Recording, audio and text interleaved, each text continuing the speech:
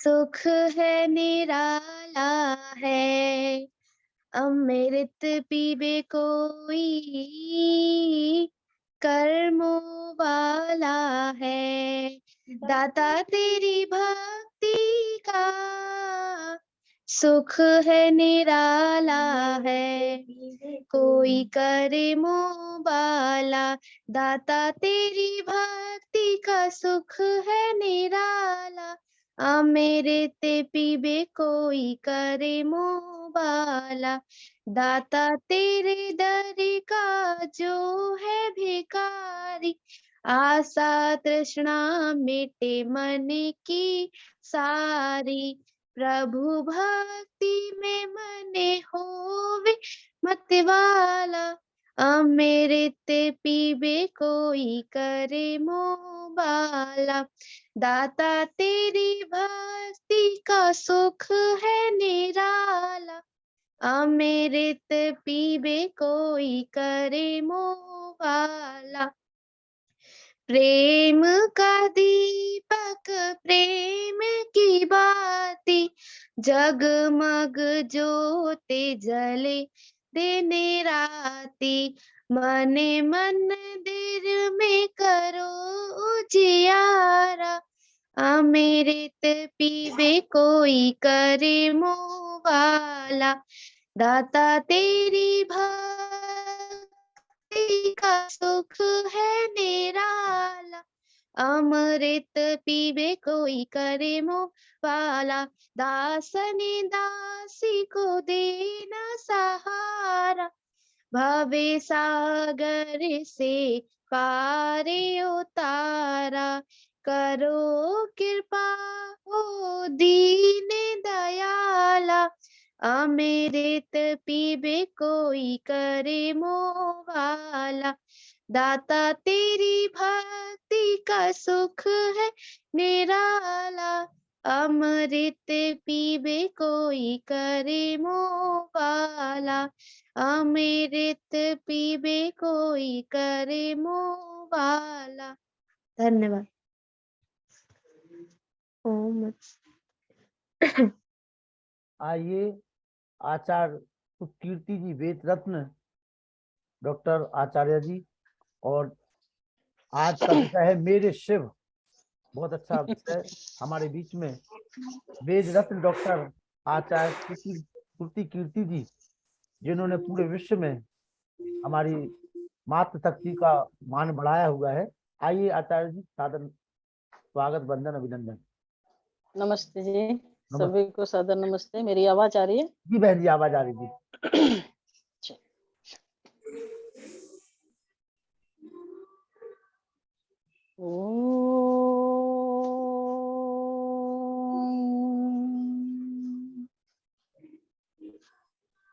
नमः शंभवाय च मयो भवाय च, नमः शंकराय च मयस्कराय च, नमः शिवाय च शिवतराय च।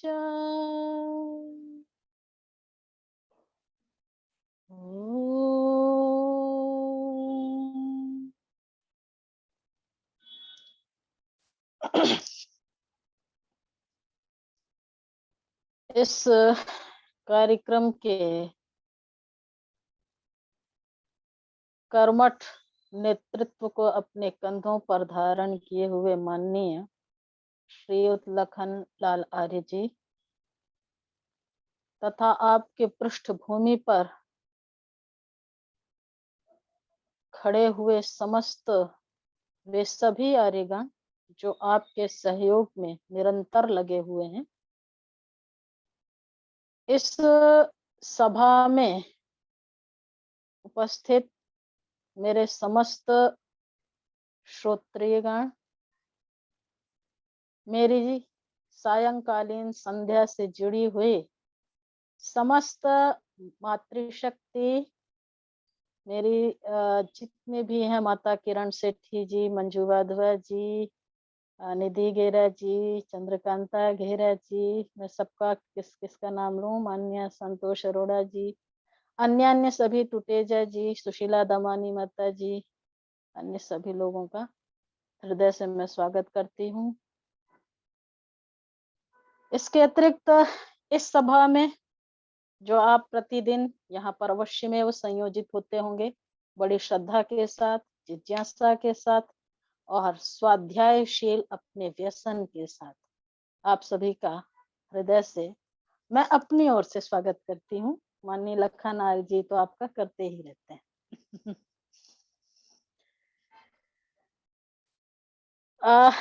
इसी में मैं अपने बात को आरंभ करूं तो मैं एक नाम और पढ़ रही हूँ, हेमवती आर्या। संभव है अगर आप बिहार से जुड़ी हैं तो मेरी सहाध्यायिनी सहपाठिनी मेरी बहन है। हेमवती जी, आप अगर वीडियो खोल के दिखाएंगे तो शायद मैं समझ पाऊंगी। अस्तु, अगर वो हैं तो उनका भी मेरा हृदय से स्वागत है मेरी ओर से। कल हम सब ने एक विषय पर चर्चा की थी और वो विषय था सत्यार्थ प्रकाश का प्रथम समुल्लास। आज जो विषय है उसका विषय है मेरे शिव। और शिव शब्द से पूर्व मेरे शिव लगा दिया तो वो मुझे लगता है कुछ आकर्षक हो गया, लेकिन ऐसा कुछ नहीं था। बस माननीय लखन आर्य जी का जैसे ही फोन आया और आपने कहा कि 7 दिन का समय दीजिए, मैंने कहा नहीं तो 3 दिन का समय निर्धारित हुआ। फिर कहा कि आप विषय बता दीजिए, मैं कहीं व्यस्त थी तो बस तत्काल में जो मन में आया वो मैंने बता दिया। तो चलिए आज मेरे शिव पर ही चर्चा करते हैं। शिव शब्द जितना अपने आप में प्रत्येक प्राणी के लिए, न केवल प्राणी जगत के लिए अपितु समस्त ब्रह्मांड के लिए जितना उपयोगी है, उतना ही शिव का जो स्वरूप है वो हमारे जनमानस के बीच उतना ही ज्यादा बहुचर्चित है। संसार का कोई भी व्यक्ति ऐसा नहीं है, कोई भी प्राणी ऐसा नहीं है, और चेतना को धारण करने के इतर भी जो भी पदार्थ हैं वह सब भी शिवत्व की कामना करते हैं, अर्थात कल्याण की चाहना करते हैं। एक वृक्ष भी हरा भरा रहे इसकी चाहना होती है, मनुष्य का कल्याण होता रहे, पशु पक्षियों का कल्याण होता रहे, कोई भी दुख से आवेष्टित ना होवे, ये सबकी चाहना होती है। तो शिव का एक ये बहुत व्यापक और बहुत सुखद तथा आवश्यकता पूर्ण ये शिव हमारे जीवन का विषय है। इस शिव विषयक विचार करते हुए हम ये देखते हैं कि वेदों से लेकर के अद्यावधि पर्यंत जितना भी साहित्य है, चाहे वो वैदिक साहित्य हो, चाहे वो जो है वैदिक साहित्य से इतर लौकिक साहित्य हो, सर्वत्र शिव की आराधना की चर्चा हुई है, या शिव के किसी न किसी रूप की चर्चा हुई है, या शिव के किसी न किसी कर्म की क्रिया की चर्चा हुई है। वेद में तो बहुत जगह पर जो है शिव के विषयक चर्चा हुई, शिव के अनेक नाम हम सब ने सुने और जो है जाने और उसको समझने का हम सब ने प्रयास किया। वेदों में भी शिव के विभिन्न नाम आए, क्योंकि शिव उस निराकार परब्रह्म परमात्मा का नाम है। तो शिव शब्द के लिए शिव, उस शिवत्व के लिए, उस शिव रूप परब्रह्म परमात्मा के लिए जितने भी नाम हैं सब वो शिव के नाम हो जाएंगे। शिव के पर्यायवाची नामों में आया नीलग्रीव सहस्राक्ष श्रुतिकंठ, अभी मैंने एक मंत्र पढ़ा था, मयो भवाय च, मयस्कराय च, और इसी तरह से शंकर, शिवतर, शिवधर, इस प्रकार से बहुत सारे नाम जो हैं वो शिव के हमें देखने को मिलते हैं। पूरा का पूरा एक शिव संकल्प सूक्त, जैसे हम रोज जब रात्रि रूपी माँ की गोद में शयन के लिए जाते हैं तो शिव संकल्प के मंत्रों का पाठ हमारे लिए निर्धारित किया गया। यज्जाग्रतो दूरमुदयति दैवं तदुसुप्तस्य तथैवैति दूरंगमं ज्योतिषां ज्योतिरेकं तन्मे मनः शिव संकल्पमस्तु, तन्मे मनः शिव संकल्पमस्तु, तत्मे मनः शिव संकल्पमस्तु। ऐसा कहते हुए हम जो बार बार है अपने मन को शिव संकल्प वाला होने की जो है प्रार्थना करते हैं, कामना करते हैं, चेष्टा करते हैं और तद विषयक पुरुषार्थ करते हैं। तो वेदों में तो शिव तत्व के, शिव भाव के, शिव गुण की बहुत सारी जो है विवेचना की गई है, बहुत सारी भावना रखी गई है। वेदों से इतर जब हम अन्य साहित्यिक ग्रंथों में जाते हैं तो वहां पर भी हमें शिव के बहुत सारे रूप या बहुत सारे कर्म या बहुत सारे उसके विविध आयाम हमें दिखाई देते हैं। मुझे रामायण में भी शिव दिखाई देते हैं, हमें महाभारत में भी शिव दिखाई देते हैं। लेकिन आवश्यकता इस बात की है कि रामायण का शिव और महाभारत का शिव क्या है, क्यों है, कैसा है, उसको उसी रूप में देखा जाए। इसी प्रकार से पुराणों में भी हमें शिव के नाम पर पूरा एक पुराण है, शिव पुराण। हमें व्याकरण में भी शिव दिखाई दिया।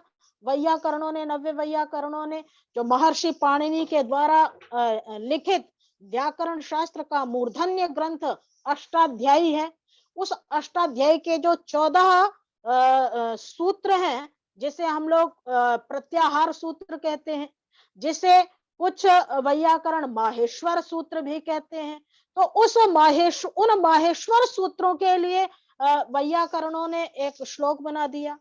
और क्या बना दिया श्लोक? कहते हैं ननाद ढक्का नव पंचवारम, नहीं, नृत्तावसाने नटराज राजो ननाद ढक्काम नव पंचवारम, है उद्धर्तु कामः सनकादि सिद्धान एतद्विमर्शः शिव सूत्र जालम। तो उनकी मान्यता यह है कि ये जो 4000 सूत्र महर्षि पाणिनि ने बनाए हैं, उससे पूर्व ये जो 14 सूत्र प्रत्याहार सूत्र के रूप में बनाए हैं, उन प्रत्याहार सूत्रों के निर्माता महर्षि पाणिनि ना होकर के शिव हैं। तो शिव है तो कैसे? उन्होंने कहा नृत्तावसाने नटराज राजा, शिव का एक नाम हो गया नटराज। तो कहते हैं नटराज राजा, वो जो शिव है वो नृत्तावसाने नृत्य कर रहा था, और नृत्य करते समय जब उसने ननाद ढक्काम अपने डमरू को बजाया, तो जब ननाद ढक्काम नव पंचवारम, है ना, तो जितनी बार वो डमरू बजता था उतनी बार सूत्र वो निकले, तो नव पंचवारम, 9 और 5 है, इस तरह से मिला करके ये जो है सूत्र, प्रत्याहार के सूत्र वहां पर निकले। उद्धर्तु कामः सनकादि सिद्धान, सनक इत्यादि की सिद्धि के लिए एतद् विमर्शः शिव सूत्र जालम, ये सूत्र जाल उस शिव ने, अर्थात माहेश्वर ने, जो शिव का ही एक नाम है, उसने किया। तो वैयाकरणों ने भी एक शिव को अपने यहाँ पर जो है प्रकल्पित किया। साहित्य शास्त्र में जब लौकिक साहित्य में देखते हैं तो वहां पर भी जो है शिव को स्मरण किया जाता है। वहां उस रूप में रघुवंश में कालिदास प्रथम श्लोक बनाते हैं, वहां पर जो है मंगलाचरण के रूप में वागर्थाविव संपृक्तौ वागर्थ प्रतिपत्तये जगतः पितरौ वंदे पार्वती परमेश्वरौ। हैं, पार्वती और परमेश्वर अर्थात शिव की वहां पर भी उन्होंने आराधना की और जो है वहां पर आगे ग्रंथ के आरंभ में मंगलाचरण करते हुए उनसे आशीर्वाद की कामना की। तो इस प्रकार से सब वेद से लेकर के अन्य इतर आयामों में भी हम सर्वत्र शिव शिव शिव शिव को देखते हैं। इसी शिव को हमारे पुराणों में शिव पुराण नामक पूरा एक ग्रंथ लिख डाला गया और इस ग्रंथ के में जो शिव का आयाम है, शिव का जो स्वरूप है, उसको ऋषिवर दयानंद ने सत्यार्थ प्रकाश के द्वादश समुल्लास में जो है एकादश समुल्लास में इस बात को वहां पर ऋषिवर दयानंद ने भी उठाया। पहले उठाया शिव पुराण समीक्षा और दूसरी बार उसको उठाया है शिवमत खंडनम। वहां पर जो शिव का रूप आया है, बड़ी विचित्र विचित्र कथाएं हैं, क्योंकि पुराणों का रूप ही कथाओं में व्यापृत है, पुराण कथा के रूप में ही है। और एक जनमानस के अंदर जब वेदों के पठन पाठन की परंपरा समाप्त हो गई, अज्ञानावेष्टित मेरा समाज हो गया, उस समय जनमानस के अंदर एक भाव भर दिए गए। और वो भाव क्या भर दिए गए कि आप कितने भी दुराचारी हो जाओ, कितने भी पापी हो जाओ, कितने भी व्यभिचारी हो जाओ, वो सब करते हुए या करने के पश्चात आपने इन कथाओं का अगर श्रवण कर लिया तो सारे पाप जो होते हैं वो क्या हो जाते हैं, विनष्ट हो जाते हैं। और उन पापों के विनाश के पश्चात आप स्वर्गगामी हो जाते हो। और यही कारण रहा कि इन कथाओं को सुन सुन करके हमारी जो जनमानस की बौद्धिक शक्ति है वो विनष्ट हो गई, जो वैचारिक शक्ति है, जो तर्कपूर्ण शक्ति है वो समाप्त हो गई। और बड़ा आश्चर्य होता है कि जब इन ग्रंथों को पढ़ते हैं और पढ़ने पर हमें पता चलता है कि जी ब्रह्मा और विष्णु में लड़ाई हुई। अब वो वहां पर शिव पुराण में क्या कथानक चलता है, अच्छा ऋषि दयानंद ने जो सत्यार्थ प्रकाश में कथानक दिया, गीता प्रेस गोरखपुर में उससे थोड़ा सा भिन्न कथानक मिलेगा वो शिव पुराण का। हिंदी शिव पुराण की एक अलग कथानक, वहां पर थोड़ी थोड़ी वहां पर भी सब जगह विभिन्नता मिलती है। तो क्या ऋषि ने जो लिखा एकादश समुल्लास में, कहते हैं कि जो है शिव पुराण में लिखा है गया कि शिव ने इच्छा की, क्या इच्छा की कि सृष्टि की रचना करूं। शिव ने चाहा कि मैं सृष्टि की रचना करूं। तो जब उन्होंने सृष्टि की रचना करने को चाहा तो क्या हुआ, नारायण उत्पन्न हुए। नारायण ने क्या किया कि जलाशय को उत्पन्न कर। ओम, मेरी आवाज आ रही है? मेरी आवाज आ रही है? आवाज आ रही है? आपकी आवाज आ रही है दीदी, किसी ने जो स्क्रीन चालू कर दी थी धोखे से। अच्छा अच्छा अच्छा। तो शिव ने कल्पना की या चाहा कि मैं सृष्टि की रचना करूं। जब शिव ने सृष्टि की रचना को चाहा तो नारायण ने क्या किया कि पूरा जलाशय उत्पन्न कर दिया। अब वो जब जलाशय चारों तरफ उत्पन्न हो गया तो फिर उसकी नाभि से क्या हुआ, कमल की उत्पत्ति हुई। अब कमल की उत्पत्ति हुई तो अब उस कमल के गर्भ से, कमल के बीच से ब्रह्मा की उत्पत्ति हुई। अब जब ब्रह्मा उत्पन्न हुए तो ब्रह्मा ने देखा क्या कि चारों तरफ जल ही जल है। तो ब्रह्मा ने क्या किया कि उस जल को अंजलि में उठाया और उसको देख करके उसी जल में वह अंजलि वाला जल छोड़ दिया। अब उस अंजलि वाला जल वहीं पर छोड़ दिया तो वहां पर कुछ जल के बुदबुदे उठे। और जब वहां पर कुछ जल के बुदबुदे उठे तो उन बुदबुदों से एक पुरुष निकला। और वो जो पुरुष निकला वो पुरुष कौन था, वो पुरुष था विष्णु, है ना। तो उस बुदबुदे में से निकला हुआ जो पुरुष था वो विष्णु था। और वो विष्णु जब उत्पन्न हुआ तो उस विष्णु ने जो है क्या कहा, ब्रह्मा से कहा कि हे पुत्र सृष्टि कर। विष्णु ने ब्रह्मा से कहा कि हे पुत्र सृष्टि कर। तो ब्रह्मा ने कहा कि अरे तुमने मुझे हे पुत्र कैसे कह दिया, तू मेरा पुत्र है। विष्णु को कहा तुम मेरे पुत्र हो, और ब्रह्मा ने विष्णु को कहा तुम मेरे पुत्र हो। उधर विष्णु ने कहा ब्रह्मा को कि तुम मेरे पुत्र हो। दोनों एक दूसरे के बाप बनने के चक्कर में आपस में क्या हो गए, दोनों में लड़ाई हो गई, और दिव्य सहस्त्र वर्ष पर्यंत ये आपस में क्या हो गए, लड़ते रहे लड़ते रहे लड़ते रहे। दिव्य 1000 वर्ष, हमारे मानुष 1000 वर्ष भी नहीं, अपितु दिव्य देवताओं दिव्य जो 1000 वर्ष हैं, तो दिव्य 1000 वर्ष पर्यंत आपस में लड़ते रहे। दोनों ने अपने अपने अस्त्र निकाल लिए, शस्त्र निकाल लिए हैं। अब लगा कि अब क्या होगा, बड़ा विध्वंस हो जाएगा। तो सभी देवता दौड़े दौड़े शिव जी के पास गए और शिव जी से कहा। तो अब ऋषि दयानंद ने जो सत्यार्थ प्रकाश में लिखा कि जब वहां पर बात गई, तो फिर वहां पर एक ब्रह्मा और विष्णु जब बड़े विध्वंसक रूप से आपस में लड़ रहे थे, तो वहां पर एक ज्योतिर्मय स्फुलिंग ऊपर की ओर उन दोनों के मध्य से निकला। जो हिंदी में एक अलग जो है पुराण, शिव पुराण है, वहां पर लिखा हुआ कि एक बहुत बड़ा स्तंभ रूप दोनों के बीच में आ गया, और उसके आ जाने से दोनों के जो दिव्यास्त्र थे वो शिथिल हो गए। अब दिव्यास्त्र जब शिथिल हो गए, तो और वो दोनों चकित हो गए कि ये कौन आ गया। तो दोनों ने फिर कहा कि चलो इस स्तंभ की या इस ज्योतिर्मय स्फुलिंग के आर पार की थाह ली जाए। अब आर पार की थाह लेने के लिए विष्णु ने कूर्म का रूप धारण किया और कहा कि मैं नीचे जाता हूं। ब्रह्मा ने जो है हंस का रूप धारण किया, उन्होंने कहा मैं ऊपर जाता हूं। जो थाह लेकर के चला आएगा वो उसका बाप बन जाएगा।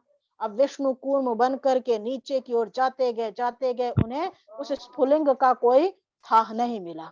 इधर ब्रह्मा ऊपर की ओर जाते गए, उन्हें भी कोई थाह नहीं मिला। जब दोनों को कोई थाह नहीं मिला, तो दोनों वापस लौटने लगे।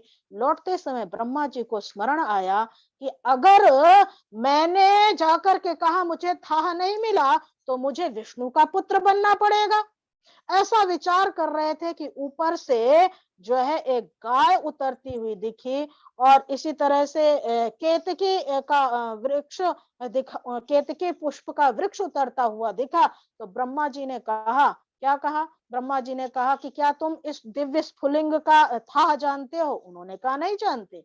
नहीं जानते, तो फिर ब्रह्मा जी ने कहा कि तो भी चलो मेरे साथ, और तुम्हें विष्णु के सामने ये गवाही देनी पड़ेगी गाय को या उस केतकी के वृक्ष को कि मैं इसका जो मूल रूप था है, गाय को कहना पड़ेगा कि मैं यहाँ पर उसके मूल था में अपने दुग्ध का सृजन करती थी। केतकी को के पुष्प पेड़ को कहना पड़ेगा कि मैं जो हूँ वहां पर अपने पुष्प को वहां पर अर्चन करता था। तो उन्होंने कहा कि मैं नहीं करूंगा। तो ब्रह्मा जी ने कहा मैं अभी विनष्ट कर दूंगा, अभी तुम्हें समाप्त कर दूंगा। ऐसा कह करके कहा कि या तो मेरे साक्षी दो या विनाश को प्राप्त हो जाओ। दोनों ने डर के मारे साक्षी देने की स्वीकृति दी, और दोनों वहां पर आए विष्णु जी के सामने। विष्णु ने स्पष्ट कह दिया कि मुझे थाह नहीं मिली, लेकिन ब्रह्मा जी ने कहा मुझे थाह मिल गई। उन्होंने कहा साक्षी दो। उधर गाय ने और केतकी के वृक्ष ने साक्षी दी है, और विष्णु ने उस बात को मान लिया, लेकिन शिव इस बात को जान रहे थे, और शिव वहां पर जो है प्रकट हुए, और उन्होंने फिर क्या कहा कि ये गाय ने झूठ बोला है, इस कारण से गाय तुझको मैं श्राप देता हूं कि जो है आज से तुमने जिस मुख से झूठ बोला है, उस गौ तेरे उस मुख की पूजा नहीं होगी, है उस मुख से तुम विष्ठा का भक्षण करोगे, और इसलिए गाय के पूंछ की पूजा की जाती है। पूंछ को पकड़ करके हमारे लोग समाज में देखते हैं। और जो केतकी का वृक्ष है, उसको श्राप दिया कि आपके पुष्प जो है किसी भी देवताओं के ऊपर नहीं चढ़ेंगे। इधर ब्रह्मा जी को भी दंडित करने की बात की। फिर बहुत सारी लंबी कथाएं हैं, उसको कहने का कोई औचित्य नहीं है। तो उसको पढ़ लेना अच्छा होगा। जब इस प्रकार की सारी बात हो गई, उसके बाद ब्रह्मा और विष्णु ने अंततोगत्वा शिव की आराधना की, और बहुत शिव की आराधना की। ब्रह्मा और विष्णु के अगल बगल खड़े होकर के, दाएं बाएं खड़े होकर के, तो शिव जी प्रसन्न हुए। और शिव जी के प्रसन्न होने पर शिव जी ने कहा कि हम तुमसे प्रसन्न हैं, और इस प्रसन्नता का परिणाम यह है कि आज का ये दिन हमारे लिए विशिष्ट दिन माना जाएगा। और विशिष्ट दिन होने के नाते आज का यह दिन सदा स्मृति में रखा जाएगा, और आज के दिन को ही शिवरात्रि के दिन के रूप में माना जाएगा। तो शिवरात्रि को किस प्रकार से मनाने लगे। फिर आगे आता है कि आज के दिन जो पूजा करेगा निराहार रह करके, एक व्रती होकर के, ऐसा वैसा, तो साल भर की पूजा का फल एक दिन में मिल जाएगा। ये सारे के सारे, अर्थात संपूर्ण परिश्रम पुरुषार्थ इन सब को करने, साल भर करने की आवश्यकता न करके क्या किया, एक दिन में वो आपको आज के शिवरात्रि की जो पूजा होगी वो विशिष्ट पूजा होगी। इस तरह से शिव पुराण का पूरा कपोल कल्पित कथानक वहां पर रखा हुआ है। एक विचार आता है कि उसने उसको पुत्र कह दिया, विष्णु ने ब्रह्मा को पुत्र कहा, ब्रह्मा ने विष्णु को पुत्र कहा, और उन दोनों देवताओं ने मात्र इतनी सी बात में इतनी भयंकर लड़ाई करी कि दिव्य सहस्त्र वर्ष पर्यंत वो क्या हुआ, आपस में लड़ते ही रहे। शिव पुराण शिव को ब्रह्मा से, ब्रह्मा को विष्णु से, विष्णु को इससे इतर उतर सारे पुराणों ने सब जगह सब देवताओं को आपस में क्या किया, लड़ाया भिड़ाया, उसने उसको, उसने उसको। लेकिन शिव का जो सच्चा स्वरूप है, हम उस शिवत्व के, उस शिव के सच्चे स्वरूप को जो है ना देख पाए, और वो जो शिव का सच्चा स्वरूप है, जो वेदों के अंदर है, जो वेदार्थ के अंदर है, उसको ना जान पाए। और बढ़िया मजेदार बात तो तब समझ में आती है, क्योंकि ऋषि दयानंद ने सत्यार्थ प्रकाश के प्रथम समुल्लास में जब परमात्मा के विविध नामों की व्याख्या की गुण कर्म स्वभावानुसार, तो वहां पर सबसे अंत में जिस शब्द की व्याख्या की है वो शिव शब्द ही है। वो शब्द कौन सा है, शिव है। और उस शिव शब्द को जब देख लेते हैं तो सारे पटाक्षेप, सारा अंधविश्वास, सारा अज्ञान, सारा तामस मेरे आंखों के सामने से हट जाता है। लेकिन जब इस प्रकार की कपोल कल्पित कल्पनाओं के अंदर हम फंसे रहते हैं, तो फिर इससे एक और कल्पना, फिर उससे और कल्पना, जिसे हर संप्रदायी, हर मतावलंबी अपनी अपनी रोटियों को सेकने का उसे एक साधन बना लेता है। और उसी साधन के माध्यम से आजकल एक और संप्रदाय चला हुआ है, प्रजापति ब्रह्मा कुमारियों का, है ना। प्रजापिता ब्रह्मा कुमारियों का एक और साधन चला, उन्होंने भी एक अपना नया शिव बना दिया। इसीलिए मैंने इस आज के वक्तव्य का शीर्षक दिया था, मेरे शिव। पुराणों ने अपना शिव माना है, और ब्रह्मा कुमारियों ने अपना शिव माना, किसी ने अपना शिव माना। और जब ब्रह्मा कुमारियों का शिव पढ़ने लगे तो समझ में आता है कि कितनी सरलता से, कितने चातुर्यपूर्ण ढंग से, कितने वाक छल से ये अपने मत को स्थापित करने के लिए उन कुरानों पुराणों के अंदर भी घुस करके इस प्रकार से अपने वक्तव्य को स्थापित, अपनी पूजा अर्चना को स्थापित करने का प्रयास करने लगे। इन्होंने एक 4 पृष्ठ की एक पुस्तक निकाली, शिव संदेश। आप सभी देख सकते हैं, ये एक मात्र 4 पृष्ठ की पुस्तक है, और इसमें इन्होंने जो है शिव संदेश करके, आपके नाम शिव संदेश, आपके नाम, अर्थात बड़ा आकर्षित जो वो दिया, और उसमें ये लिखने लगे कि ये वस्तुतः शिवरात्रि क्या है। अब शिवरात्रि को वो किस तरह से लिख रहे हैं, फिर उसको प्रजापिता ब्रह्म को शिव के रूप में किस प्रकार स्थापित कर रहे हैं। वहां तो प्रजापिता ब्रह्मा कुमारी, प्रजापिता ब्रह्म कुमार है। तो वहां पर उन्होंने पहले लिखा कि जो है उसके नाम शिव संदेश है, आपके नाम। अब वो शिव संदेश क्या है, तो बड़े अच्छे से लिखते हैं कि शिवरात्रि सर्व आत्माओं के पारलौकिक माता पिता निराकार शिव परमात्मा के कलयुग का अंत और सतयुग के आदि का संगम का समय है। अर्थात कलयुग के अंत में और सतयुग के प्रारंभ में जो है शिव साकार रूप लेकर के आते हैं। अब कलयुग का अंत होने जा रहा है उनकी दृष्टि से, और कलयुग के अंत के पश्चात जो है क्या होगा, सतयुग का प्रारंभ होगा। दोनों का जो है संगम है, और इस दोनों के संगम में वो जो निराकार शिव है, अब निराकार मानने वाले कह देंगे जी निराकार तो माना, इसमें नहीं क्या चीज है ना, क्योंकि आज हमारे बुद्धि का, विवेक का जो है दिवाला निकला हुआ है, वहां तर्क नहीं है। तो अब उस जो है संयोग के समय में वो शिव जो है क्या करता है, साकार रूप लेता है। और साकार रूप लेकर के क्या करता है, कैसे कहते हैं, साकार मनुष्य तन में सृष्टि पर अवतरित होकर पुरानी पतित कलियुगी तमो प्रधान भ्रष्टाचारी आसुरी दुखमय सृष्टि को नई पावन सतयुगी सतो प्रधान श्रेष्ठाचारी दैवी सुखमय सृष्टि में परिवर्तित करने के परम कल्याणी ईश्वरीय कर्तव्य का स्मृति दिवस होने के हेतु सभी पर्वों का माई बाप सबसे महान हीरे तुल्य पर्व है। अर्थात जितने भी पर्व हैं उन सभी पर्वों में सबसे महान और हीरे तुल्य पर्व जो है ये शिवरात्रि का है। तो वे जो है इस सामान्य पर्व की तरह न मनाकर, अगर सभी लोग जानते इसको, तो इसे विष तोड़क पर्व मानकर मनाते और सद्गति के मार्ग पर अग्रसर होते। आगे कहते हैं सबसे बड़ी खुशखबरी है कि वर्तमान समय वरदाता भोलानाथ शिव परमात्मा नव विश्व की स्थापना करने हेतु पुनः अवतरित हो चुके हैं। अब वो कहाँ अवतरित हुए हैं, कौन से अवतरित हुए हैं, तो अब आगे क्या वाक छल है, वाणी का छल है। आगे वाक छल ये है कि अब वो वहां पर यहाँ समझाने की चेष्टा करते हैं कि देखो मनुष्यों, शिव एक अलग चीज है और शंकर एक अलग चीज है। हम क्या कहेंगे, शिव कल्याणे सुखे च, शिव धातु से कल्याण और सुख अर्थ में शिव अर्थ है, तो शिव का अर्थ है कल्याण करने वाला।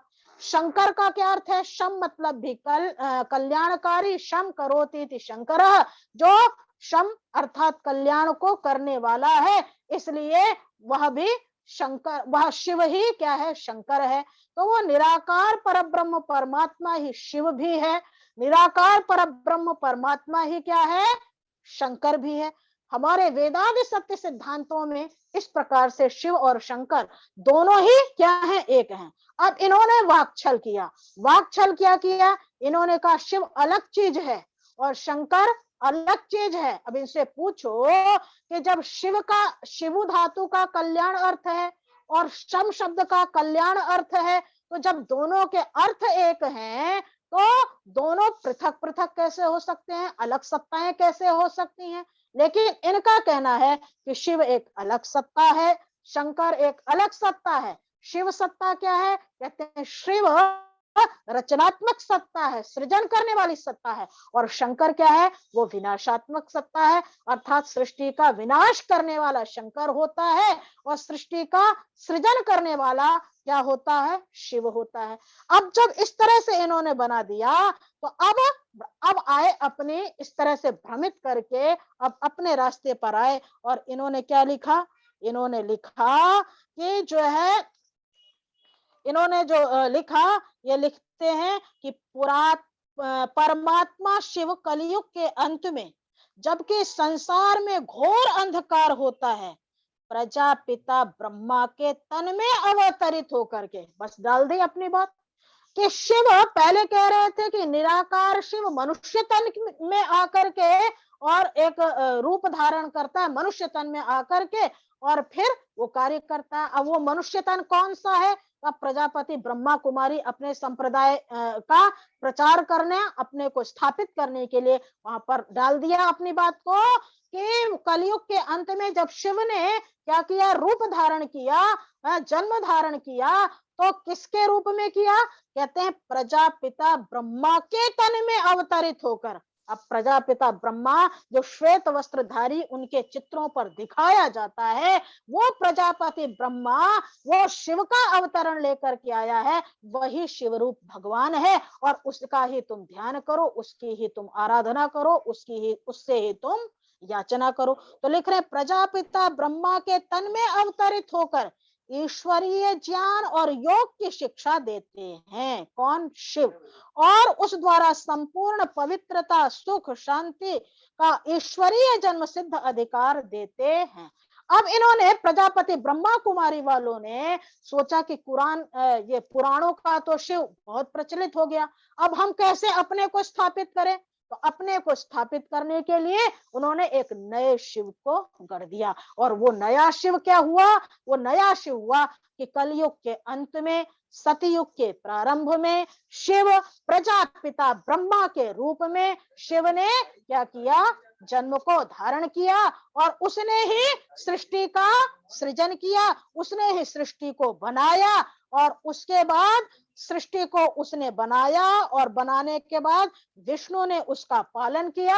और जब सृष्टि का संहार होगा तब संहारक कौन होगा? वो शंकर होगा। वो शंकर होगा जो सृष्टि का संहार करेगा, प्रलय करेगा। तो इस प्रकार से शिव के जो विभिन्न आयाम यहाँ पर हमें देखने को मिलते हैं, उनका मूल कारण यह है कि हम अज्ञानता में फंसे हुए हैं। जब अज्ञानता से दूर होकर के और ऋषि दयानंद के चरणों में बैठ करके वेदादि सत्य सिद्धांतों की जब हम चर्चा करेंगे, वेदादि सत्य सिद्धांतों से युक्त होकर के जब हम आगे बढ़ेंगे, तभी जाकर के हम शिव के सच्चे स्वरूप को जान पाएंगे। और तब हम समझ पाएंगे कि ऋषि दयानंद ने जो शिव कल्याणे सुखेच ऐसा कह करके जो कल्याण स्वरूप है और कल्याण करने हारा है। कैसा है? दो अर्थ कर दिए। जो स्वयं तो कल्याण स्वरूप है ही, जिसमें अकल्याण की भावना, अकल्याण का क्षेत्र तो किंचित मात्र है ही नहीं, और समस्त ब्रह्मांड का जो कल्याण कर रहा है। तो जो एक साकार रूप होकर के आने की उस सर्वव्यापक परमात्मा को आवश्यकता ही नहीं है।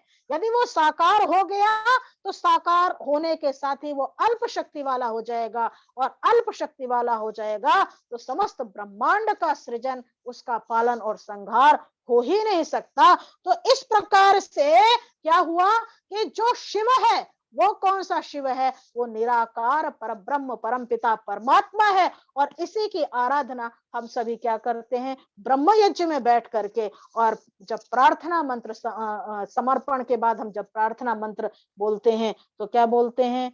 ओम नमः शंभवाय च मयो भवाय च मयस्कराय च नमः शंकराय च मयस्कराय च नमः शिवाय च शिवतराय च। ऋषि दयानंद वहां पर लिखते हैं कि नमः शंभवाय च मयो भवाय च।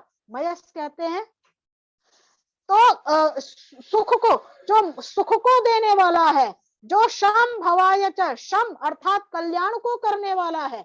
वहां पर परमात्मा परक अर्थ करते हुए एक जगह तो ऋषि ने जब हिंदी में उसकी व्याख्या की, वहां पर परमात्मा के साथ एक जगह उन्होंने लिखा विद्वान, क्योंकि विद्वान भी कल्याण करने वाला है। जो शंकर है, नमः शंभवाय च मयो भवाय च नमः शंकराय च शंकरोति शंकरः मयस्कराय च नमः शिवाय च शिवतराय च। शिव जो कल्याणकारी है, कल्याण शिवतराय, शिव जो है महान कल्याण का करने वाला है। इस प्रकार का जो परमात्मा है, उसके लिए हम क्या करें? अपनी प्रार्थना को निवेदित करें, उससे हम कल्याण की याचना करें, ताकि वो हमारा जो है कल्याण करे। ऋषि कहते हैं उसका हम सम्मान करें, जिससे कि वो मुझ पर कृपा दृष्टि, कल्याण की दृष्टि वर्षित करता रहे।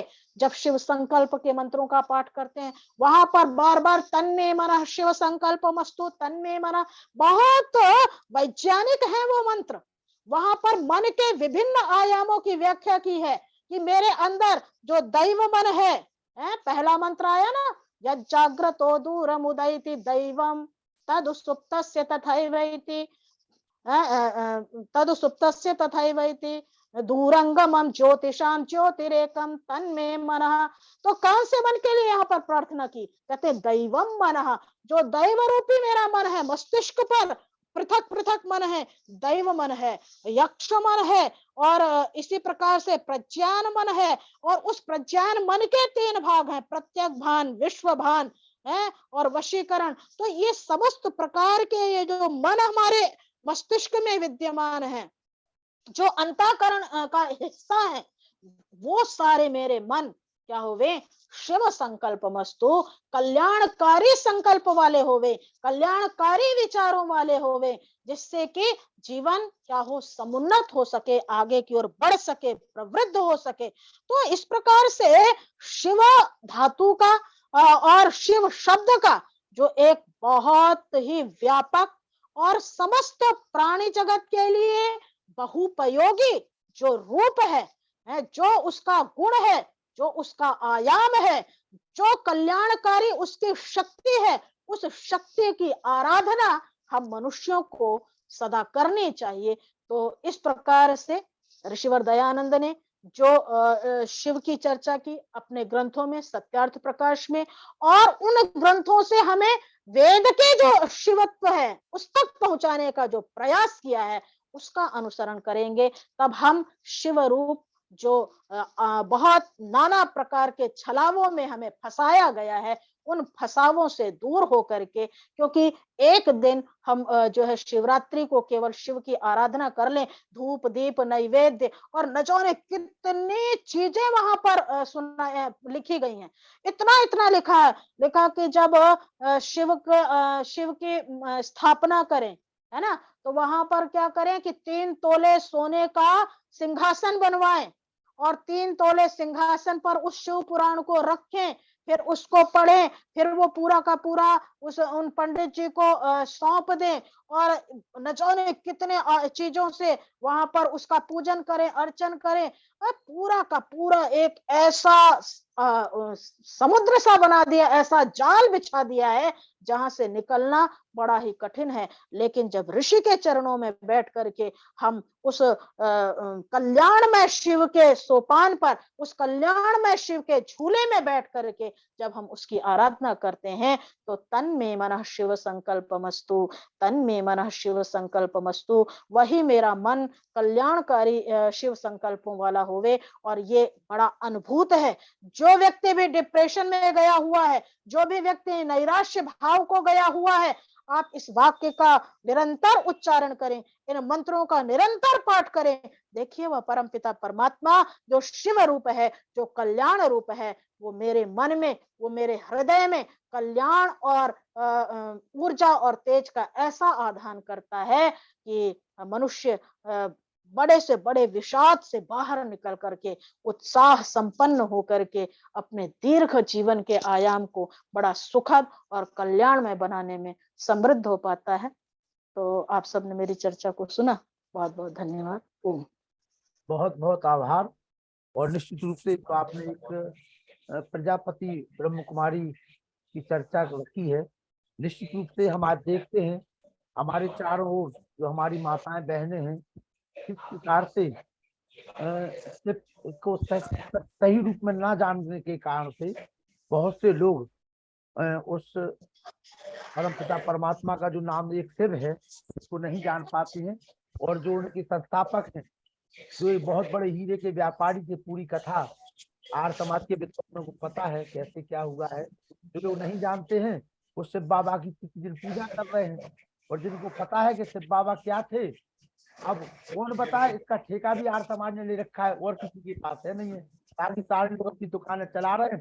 धर्म के नाम पर किस प्रकार से हमारी जो जनता है वो लुट रही है, पिट रही है, उसके लिए कहीं ना कहीं आर्य समाज के लोगों को और हमारी जो बहन आचार्य श्रुति कीर्ति ने जो आज विषय रखा, निश्चित रूप से बहुत से लोगों के बहुत से प्रश्न मिल गए होंगे, खुल गए होंगे। मैं निवेदन करूंगा डॉक्टर व्यासचंद्रन शास्त्री जी से बिल्कुल संक्षिप्त की एक समालोचना करें 5 मिनट में। डॉक्टर व्यासचंद्रन शास्त्री जी, आइए। बहुत धन्यवाद। आज की मुख्य वक्त्री आदरणीय आचार्य श्रुति कीर्ति जी और इस कार्यक्रम के संयोजनकर्ता, प्रत्येक दिन के विगत 2 वर्षों से अनवरत इस कार्यक्रम को संचालित करने वाले मेरे मित्रवर आर्यत्न शिक्षक लखनलाल जी आर्य और हमारे सम्माननीय सभी विद्वत वरेण्य श्रोत्री वृंद और इसके साथ ही साथ अन्य मातृशक्ति देवियों एवं सज्जनों, निसंदेह आज का विषय बड़ा ही सारगर्भित रहा है और बड़ा ही ज्ञानवर्धक रहा है, क्योंकि शिव के नाम पर जो धारणाएं इतनी अधिक हो चुकी हैं कि लोग समझ नहीं पाते कि आखिर शिव का पौराणिक स्वरूप क्या है और उसका वैदिक स्वरूप क्या है। बहन जी ने दोनों के स्वरूप को हमारे बीच प्रस्तुत करके वैदिक स्वरूप को प्रतिष्ठापित करने का पूर्णतः प्रयास किया है और स्तुत्य प्रयास किया है। निसंदेह बहन जी को बहुत बहुत धन्यवाद है, आभार है कि उन्होंने इस विषय को उठाया। निसंदेह प्रजापिता ब्रह्म कुमारी वाले जो इस प्रकार से नाटक करके लोगों को फंसाने का काम कर रहे हैं, उसका पर्दाफाश होना ही चाहिए। और निसंदेह उन्होंने जो सृष्टि विषय को ले लिया है, मात्र उन्होंने 5000 वर्ष की सृष्टि अर्थात 1250 वर्ष का चारों युगों की सृष्टि मान रखी है, अर्थात 5000 वर्ष में ही पूरी सृष्टि को उन्होंने केंद्रित कर दिया है। और ऐसे अज्ञानता मूलक जिसमें राम को उन्होंने माना ही नहीं, शिव को उन्होंने पक्ष लिया है और वो प्रजापिता ब्रह्मा को स्वरूप मान करके जो अपनी बात कर दी है, निसंदेह इससे बड़ा लोगों को अंधकार में प्रवेश करने का अच्छा रास्ता उन्होंने चला दिया है। लेकिन दुर्भाग्य है कि हम सब मनुष्य अपनी बात को वेदानुसार घटाएं और यहां से जो आर्यों का महाकुंभ चल रहा है, इसमें जो बातें वेदानुसार तन में मन शिव संकल्प मस्तु नमस्कार मंत्र और भी जहां जहां शिव के विषय विस्में त्र्यंबकं यजामहे सुगंधिं पुष्टिवर्धनम उर्वारुकमिव बंधनान मृत्योर्मुक्षीयमामृतात्, इस मंत्र के अंदर भी जिसका देवता रुद्र है, और इससे भी पौराणिकों ने अर्थ कर दिया कि 3 आंख वाले शिव हैं, त्रिनेत्र वाले शिव हैं। वस्तुतः यहाँ पर 3 काल और 3 लोक समझ करके यदि अर्थ किया जाए तो वह ईश्वर वाचक निराकार परब्रह्म और सर्वशक्तिमान ईश्वर, जिसका नाम वहां पर रुद्र है, जो दुष्टों को रुलाने वाला है और कल्याण करता है, उनका अज्ञानता से छुड़ाता है, ज्ञान को प्रवृत्त कर देता है अपने भक्त को। निसंदेह ऐसा जो रुद्रदेव है, वैसा जो परमात्मा है, वही इसका मुख्य विषय है। और इस विषय को लेकर के त्र्यंबकं यजामहे, हे तीनों कालों के स्वामी, हे तीनों लोकों के स्वामी, यजामहे हम सब यजन करते हैं, स्तुति प्रार्थना उपासना करते हैं। सुगंधिं पुष्टिवर्धनम, हमें सुगंधि और पुष्टि दे दो। कैसे? उर्वारुकम इव, खरबूजे की तरह दे दो। जैसे खरबूजा स्वयं पक करके परिपुष्ट होकर के लता बेल से अलग हो जाता है, उसी प्रकार हमें भी मृत्यु और मोक्षीय, हमें मृत्यु से छुड़ा दीजिए, लेकिन मां अमृतात्, अर्थात मुझे अमृतमय गोद में स्थान दीजिए प्रभुवर। इसलिए यहाँ पर परमात्मा को शिव रूप में ही स्वीकार किया गया है और परमात्मा का वह निराकार कल्याणकारी स्वरूप है, वो सब जगत के कल्याण के लिए है, सब प्राणी मात्र के कल्याण के लिए है। विशेष करके प्राणियों में उत्तम प्राणी मनुष्य जो सत्य असत्य का निर्णय करने में सक्षम है, उसकी मेधा शक्ति, ऋतंभरा शक्ति तक पहुंचने की सामर्थ्य शक्ति उजागर कर दी है। इसलिए आवश्यकता है कि हम धर्म अर्थ काम और मोक्ष को, जो हमारा पुरुषार्थ चतुष्टय है, इसको समझ पाएं। और जो आज के विषय बहन जी ने जो प्रस्तुत किया है, उसको गंभीरता से हम लोगों ने श्रवण किया है। निसंदेह जिन जिन लोगों ने भी श्रवण किया, उनको सत्य शिव का भान हो गया होगा और सत्य परमात्मा के स्वरूप का ज्ञान हो गया होगा। इसलिए आज इस विषय को उठा करके हम लोगों का बड़ा उपकार किया है। इसके लिए मैं संयोजक महोदय आर्यरत्न लखनलाल आर्य जी को बहुत धन्यवाद करता हूं कि उन्होंने इस विषय को एक अच्छी विदुषी आचार्य श्रुति कीर्ति जी से इन्होंने उद्घाटित करवा दिया है। बहुत बहुत आभार, बहुत बहुत धन्यवाद। बहुत बहुत आभार डॉक्टर व्यासचंद्र शास्त्री जी बिहार से, प्रोफेसर साहब। राम सिंह वर्मा जी कल भी जुड़े थे, आज भी जुड़े हैं, और ये सब लोग हमें लगता है हमारी बहन जी के साधक हैं। राम सिंह वर्मा जी ऑडियो खोल लीजिए अपना जी। नमस्ते। नमस्ते जी, नमस्ते जी। जी बहुत सुंदर कार्यक्रम चल रहा है, सभी को सादर नमस्ते और सभी का अभिनंदन। कल की जो चर्चा हुई वो बहुत ही सुंदर सत्यार्थ प्रकाश पर हुई, और सत्यार्थ प्रकाश का प्रथम समोल्लास ही एक मूल कुंजी है जो पूरे सत्यार्थ प्रकाश को हमारे सामने स्पष्ट करती है। आदरणीय बहन जी ने बहुत ही सुंदर ढंग से व्याख्या की। मैंने एक निवेदन किया था आपसे कि जिन्होंने शांति पाठ कराया था उनके मोबाइल नंबर की मुझे आवश्यकता है कि मैं उनसे कुछ चर्चा करूं। बहुत बहुत धन्यवाद लखनलाल जी। ऐसे मिल जाएगा, मिल जाएगा। डॉक्टर वेद प्रकाश शर्मा जी का मोबाइल नंबर में आपको व्हाट्सएप कर देना, आप हमारे नंबर पे व्हाट्सएप करिए और नंबर भेज देंगे आपको। जी जी। हमारे बीच में डॉक्टर मंजीत सिंह जी यादव जी पहली बार जुड़े हैं, चूंकि मैं उनकी राय लेना चाहता हूँ। कोई प्रश्न उनके मन में हो, कोई जिज्ञासा उनके मन में हो। प्राचार्य Sudarshan degree college Lalitpur, doctor Manjeet Singh ji. Audio खोल लीजिए, टच करिए ऑडियो को आप जी। मैं हाँ अनम्यूट हो रहा हूँ, आप टच करिए उसको, खुल जाएगा।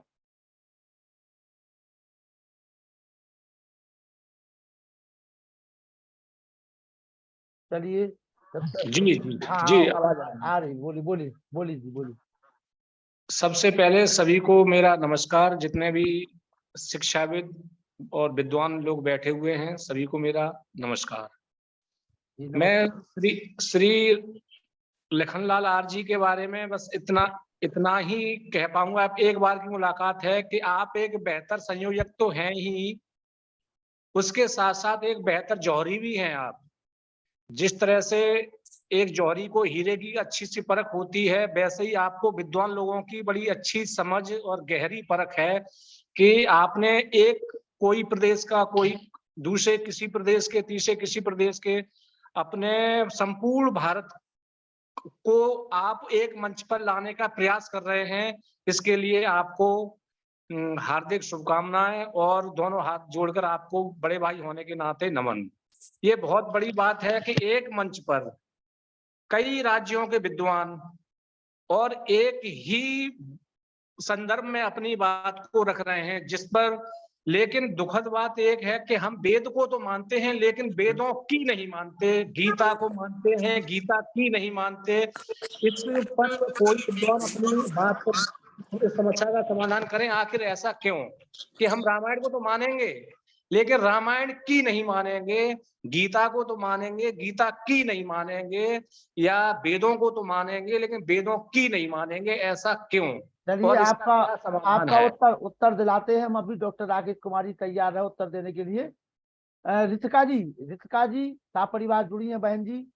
रितिका जी आ जाइए, दोनों लोग एक बार नमस्ते कर लीजिए जी। आइए भैया बहन दोनों लोग आ जाएं। चलिए जो प्रश्न हमारे डॉक्टर मंजीत सिंह यादव जी ने रखा है, हमारे डॉक्टर राकेश कुमार जी जिन्होंने 66 किताबें लिखी हुई है, 67वीं किताब की कार्य योजना संचालित है, और जिनको जी रितिका जी हाँ खोल लीजिए ऑडियो खोल लीजिए। रितिका जी परिचय दे दीजिए अपना बहन जी। रितिका बहन जी परिचय दे दीजिए, ऑडियो टच करिए जी। मैं रितिका गेरा, चंद्रकांता जी की बहू, कानपुर से। चंद्रकांता माता जी की बहू है आप? हाँ जी हाँ जी। छोटी वाली बहू? हाँ जी छोटी वाली बहू। अच्छा जी। बड़ी वाली आपकी जेठानी जी तो चंडीगढ़ में है। हाँ जी। जेठानी तो चंडीगढ़ में है आपकी, है ना? नहीं नहीं, कानपुर में ही है। चंद्रकांता गेरा जी है ये। हाँ जी चंद्रकांता गेरा जी। जी नमस्ते। मैं समझ गया श्रुति कीर्ति जी की साधक जी। हाँ जी हाँ जी। चलिए स्वागत है आपका, इसी प्रकार से जुड़े रहिए जी। हाँ जी धन्यवाद, नमस्ते। आइए डॉक्टर राकेश कुमार जी, हमारे मंजीत जी चूंकि पहली बार जुड़े हैं, उनकी कुछ शंकाओं का समाधान 5 मिनट में देने का कष्ट करें आप भी। देखिए, ये तो सर्वप्रथम तो मैं बहन जी का हृदय से धन्यवाद ज्ञापित करता हूं कि उन्होंने अपने विषय को बहुत ही उत्कृष्ट शैली में और विद्वतापूर्ण ढंग से प्रस्तुत किया, जिससे सभी संतुष्ट हुए। मंच पर उपस्थित श्रद्धेय नरूला साहब, डॉक्टर वेद प्रकाश शर्मा जी, आदरणीय व्यासनंदन शास्त्री जी, मुनि जी और सभी सम्मानित साथियों, इसके अतिरिक्त हमारे इस कार्यक्रम के आयोजक संयोजक आदरणीय लखनलाल आर्य जी। भाई का जो प्रश्न है, सामान्यतया ये एक रटा रटाया प्रश्न होता है। वेद की मानेंगे सुनेंगे, वेद की नहीं मानेंगे, या जो भी कुछ है। अभी हम एक स्थान पर कुछ समय पहले बैठे थे, वहां पर भी ये बात आई थी कि लोग कहते तो हैं, मानते नहीं हैं। मेरा कहना एक है कि जब साधक की साधना ऊंची होती है और ऊंचे स्तर पर जाकर के बोलती है, तो उसका प्रभाव पड़ता है। जैसे महर्षि जानक जी ने कहा कि वेदों की ओर लौटो, तो लोग वेदों की ओर चल पड़े। नेताजी सुभाष चंद्र बोस ने कहा कि तुम मुझे खून दो, मैं तुम्हें आजादी दूंगा, तो लोग खून देने के लिए चल पड़े। बात एक थी कि दोनों की साधना ऊंची थी, ऊंचाई से बोल रहे थे, लोगों पर उस बात का प्रभाव पड़ा। आज भी संसार में अधिकांश लोग अच्छे हैं।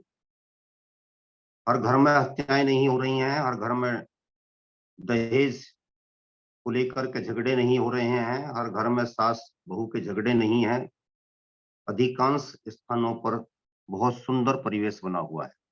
जहां तक भारत की बात है, तो अमेरिका में हर 2 मिनट में एक मर्डर हो जाता है, जबकि भारत में ये 5 मिनट का अंतराल है। और जब है ये स्थिति, जब भारत की जनसंख्या वहां से लगभग 3 गुना अधिक है, 4 गुना अधिक।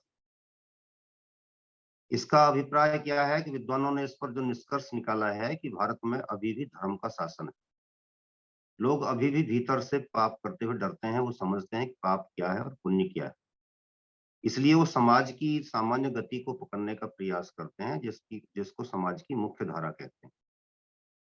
तो हमारे यहाँ का औसत और दूसरे देशों का औसत निकाल करके देखिए, बहुत सुंदर ढंग से हम अपने आप को कहीं ना कहीं सुंदरता के साथ समायोजित करते हैं। सत्यम शिवम सुंदरम जो हमारे यहाँ पर कहा जाता है, उसका भी बड़ा गहरा अर्थ है। जहां तक आचरण में उतारने की बात है, माना कि सभी एक जैसे नहीं होते हैं, तो एक कक्षा में भी सब एक जैसे नहीं होते। एक प्रथम श्रेणी के बच्चे होते हैं, आदरणीय लखनलाल जी बच्चों को पढ़ाते हैं, देखते हैं, बहुत मेहनत करने के बावजूद भी कुछ ऐसे रह जाते हैं कि जो शूद्र ही रह जाते हैं, और कुछ थोड़े से हल्के से प्रयास के बाद आगे निकल जाते हैं। तो जो आगे निकल गए, फिर उनका भी उद्देश्य और उनका भी जीवन लक्ष्य ये बन जाता है कि वो जो बाकी पीछे रह गए हैं, उनको हाथ पकड़ करके चलते रहें, यहाँ छोड़ना नहीं है किसी को। माना कि संख्या कुछ ऐसी रहेगी कि जो समझाने के बाद भी नहीं समझ पा रही है, तो वो पकड़ें, हाथ पकड़ें और सबको लेकर के चलें। तो लेकिन फिर भी मैं उनके प्रश्न से कहीं तक सहमत होते हुए भी मैं ये भी कहना चाहूंगा कि यदि हम ईमानदारी से प्रयास करें और जीवन में आचरण में उन चीजों को उतारने का प्रयास करें, घर में स्वयं हम व्यवस्था बनाएं, स्वयं देखें कि मैं जो कुछ कर रहा हूँ उसको बच्चे भी कर रहे हैं कि नहीं कर रहे हैं, मेरी सहधर्मिणी कर रही हैं कि नहीं कर रही हैं, अड़ोसी पड़ोसी कर रहे हैं कि नहीं कर रहे हैं। लेकिन हम पढ़ते हैं और अपने तक सीमित रख लेते हैं, और फिर धीरे धीरे देखते हैं कि संचय करने की जो आदत होगी ना, जोड़ो जोड़ो की, छोड़ो छोड़ो की आदत खत्म हो गई। यज्ञ की जो भावना थी, दूसरों के लिए छोड़ने छोड़ने की जो भावना थी, वो समाप्त हुई और जोड़ने जोड़ने की प्रवृत्ति बढ़ी। उससे भी इस बात को बल मिला है जो आप कह रहे थे अभी प्रश्न के रूप में। तो मैं यही कहना चाहूंगा कि सुनी हुई बातों को जीवन में उतारने का प्रयास करना चाहिए। उतारने का प्रयास करेंगे तो फिर ऐसे प्रश्न अपने आप ही निरुत्तरित हो जाएंगे। धन्यवाद। बहुत बहुत आभार। जगदीप पारासर जी, आपके मन में कोई प्रश्न उठ रहा होगा तो पूछ लीजिए आज आप। नहीं, प्रश्न नहीं, बहुत बढ़िया उद्बोधन दिया। सभी सभी शंकाओं का जो है निराकरण हो गया। उसमें डॉक्टर जो है राकेश कुमार जी ने भी जो है अपने जो उनका डॉक्टर मंजीत सिंह ने किया था उसकी भी उन्होंने शंका का निवारण किया है।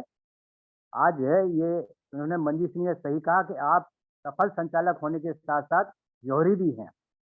इस विद्वान को भारत के कहाँ से किस ढंग से जो है अपने कहाँ पे उनका उद्बोधन कराना है कि आप जैसे जौहरी ही समझ सकते हैं। और डॉक्टर जो है अपने श्रुति कीर्ति बेटा कानपुर जी ने बहुत ही बढ़िया उनका शो मेरे विषय जो था मेरे शो उसके संबंध में ग्रंथ का, पुराण का, वेद का सबका करते हुए अंत में ब्रह्मा कुमारी प्रजापति ब्रह्मा कुमारी द्वारा किस प्रकार शंकर और शिव को अलग अलग वर्णित करते हुए उनको छलावे के रूप में अपने विचार जो है अपने थोपे हैं, उसके संबंधी उन्होंने दयानंद सरस्वती जी के द्वारा जो लिखा हुआ है उसका उदाहरण देते हुए उन्होंने बताया कि जो परम पिता निराकार पर ब्रह्म परमात्मा जो है वो है जो है उसी को उन्होंने बहुत अच्छे ढंग से हम लोगों की शंकाओं का निर्माण किया। हम उनका हृदय से जो है आभार व्यक्त करते हैं, कृतज्ञता ज्ञापित करते हैं। बहुत बहुत धन्यवाद। माता चंद्रकांता गेरा जी, चंद्रकांता गेरा जी, जी चंद्रकांता गेरा जी, जी आइए आइए। बहुत बहुत बधाई आपको जो आपने इतने अच्छे संस्कार दिए कि आपकी बहू भी कार्यक्रम को सुन रही है। जी जी, सभी को सादर नमस्ते जी। मेरी आवाज आ रही है? क्या आपकी आवाज आ रही जी? आ रही है। अच्छा जी, जी जी। हम लोग तो बहुत ही सौभाग्यशाली हैं कि हमें डॉक्टर श्रुति जैसे वेद रत्न हमारे बीच में है और प्रतिदिन हम लोग 7:30 से 8:30 बजे जुड़ते हैं। और कल जो उन्होंने प्रथम समोल्लास की और आज मेरे शिव की जो चर्चा की, निश्चित रूप से अद्भुत चर्चा रही। बहुत ही हम लोग को जानकारियां मिली। तो मैं भी एक आर कन्या इंटर कॉलेज है हमारे कानपुर में, उसकी मैं प्रधानाचार्य हूँ। तो जैसा कि बता रहे थे कि ब्रह्मा कुमारी की हमारे यहाँ भी विद्यालय में एक आई, कहने लगी मुझे 15 मिनट का समय दीजिए, मैं बच्चों को कुछ बताना चाहती हूँ। तो उन्होंने जो शिव की मैंने क्या ओम की ओम ध्वनि है, ओम बच्चे बोलेंगे, मैं ओम के बारे में बताना चाहती हूँ। जब उन्होंने अपनी बात खत्म कर ली, जैसे कि डॉक्टर साहब बता रही थी, उसके बाद मैंने जब उनको ओम के हमारे जो प्रथम समोल्लास में आ और माँ की जो चर्चा की गई थी वो मैंने उनको बताई, तो वो बहुत ही प्रभावित हुई। मैंने कहा आप सत्यार्थ प्रकाश में जो ओम है आप उसकी चर्चा सुनेंगे और आप शिव पुराण कहाँ से निकले, उल्टी सीधी बातें बता रही थी। तो मेरे कहने का मतलब है कि ये बच्चों के बीच में जाकर, हम इधर हमारे विद्यालय में है, इसका अर्थ है कि सभी विद्यालयों में ये लोग जा रहे हैं। तो जैसा कि हमारे डॉक्टर साहब ये भी बता रहे थे कि हम लोग को भी ये प्रयास करने चाहिए कि जो पीछे छूटे हुए उनको साथ लेकर चलना चाहिए। तो हम लोग भी इसी तरह से विद्यालय विद्यालय में जाकर यदि सही बातें हमारे पास हैं ऋषि दयानंद की, हम लोग जाकर करें तो बहुत बड़ा लाभ होगा। और आप बहुत ही सही में आपको जो कहा जा रहा है कि आप जौहरी हैं, निश्चित रूप से आप जौहरी हैं, जो आप बहुत अच्छे विद्वानों को लेकर आते हैं और बहुत अच्छी जानकारी देते हैं। बहुत बहुत धन्यवाद। बहुत बहुत आभार प्राचार्य आर कन्या इंटर कॉलेज कानपुर। हमारा सौभाग्य है कि आप जैसी मातृशक्ति विदुषी बहनें इस आर जगत में हैं, जो जहाँ पर हमें जब देखते हैं ना, हमारे घर के बगल में जो हमारा घर है उसमें प्रजापति ब्रह्म कुमारी की कुछ बहनें आती रहती है। क्योंकि हमें तो ये कह दिया जाता है कि लखनलाल जी तो नास्तिक हैं, ईश्वर को नहीं मानते हैं, और वो जो बहनें आती हैं उनको वो चंदा भी देती हैं और बैठ करके उनकी मुरली जो है वो माताएं बहनें जो 8 फैल हैं, 5 पात हैं, और इस तरह से बैठ करके यहाँ जो हमारे घर के बगल में बैठ जाती हैं और कहती देखो आज ये मोबाइल में मुरली आई है, वो 8-10 महिला को इकट्ठा करके सुनाती रहती हैं। तो हम जब देखते हैं तो हमें बड़ा तरस आता है कि परमपिता परमात्मा ने इतना बड़ा वेद ज्ञान दिया हुआ है। हम इतने बड़े बड़े मुनि जी को कई बार लेकर के आते हैं जवन करने के लिए, तो मुनि जी जैसे आते तो उनको अछूत मानते हैं लोग कि ये कहीं जो है हमें मतलब वो ना हो जाए, इनके वेद मंत्र हमारे कान में पड़ जाए, वेद की बातें हमारे कान में ना पड़ जाए तो हमें ज्ञान मिल जाए, इतनी एलर्जी होती है उन लोगों को। और हम जब देखते हैं कि प्रजापति ब्रह्म कुमारी जो एक धर्म के नाम पे एक ऐसी संस्था है जिसको हमारी बहन जी अभी चर्चा कर रही थी कि उन्हें उनकी व्याख्या ही पता नहीं, वो बिल्कुल सत्य है, चल रहा है। महर्षि दयानंद जी ने कहा कि ये 99 दुकानें सजी हुई हैं और इनको आप 99 दुकानों को फिर जाकर देखिए कौन माल सही है कहाँ पे।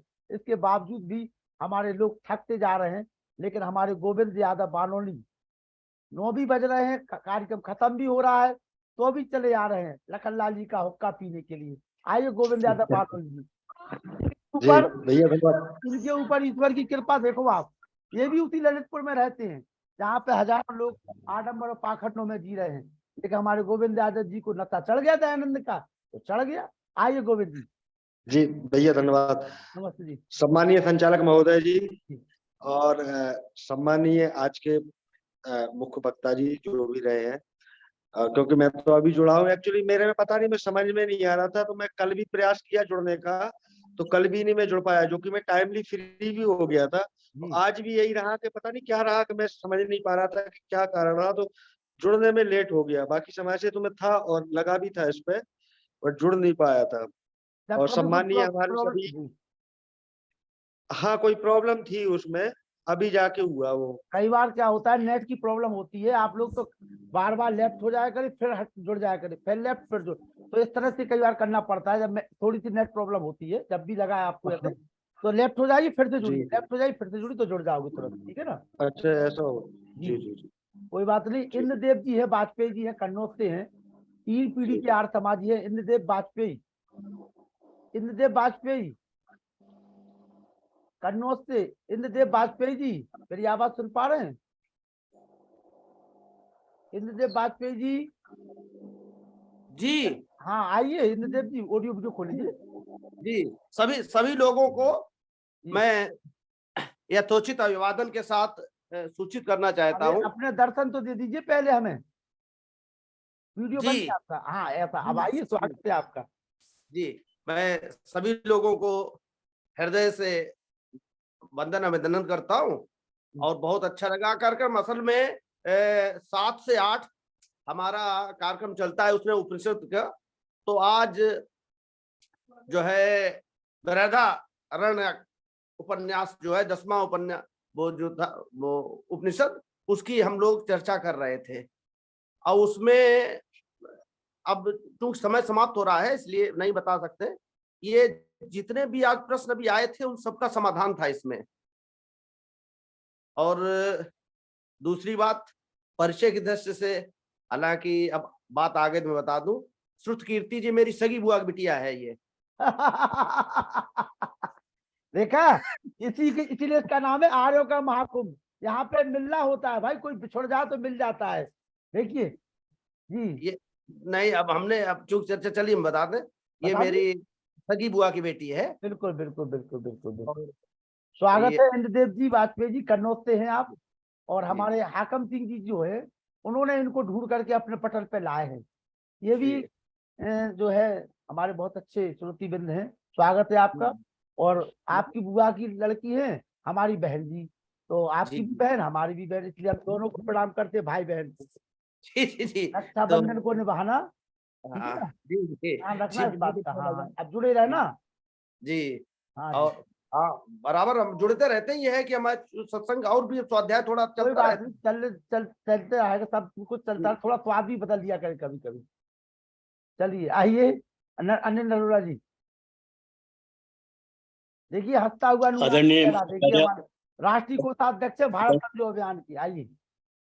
धन्यवाद आदरणीय आचार्य श्रुति कीर्ति जी, दयासंदर शास्त्री जी, डॉक्टर राकेश आर्य जी, पुरुषोत्तम मुनि जी, वेद प्रकाश जी और बहन चंद्रकांता जी और लखनलाल जी, सबको सादर प्रणाम।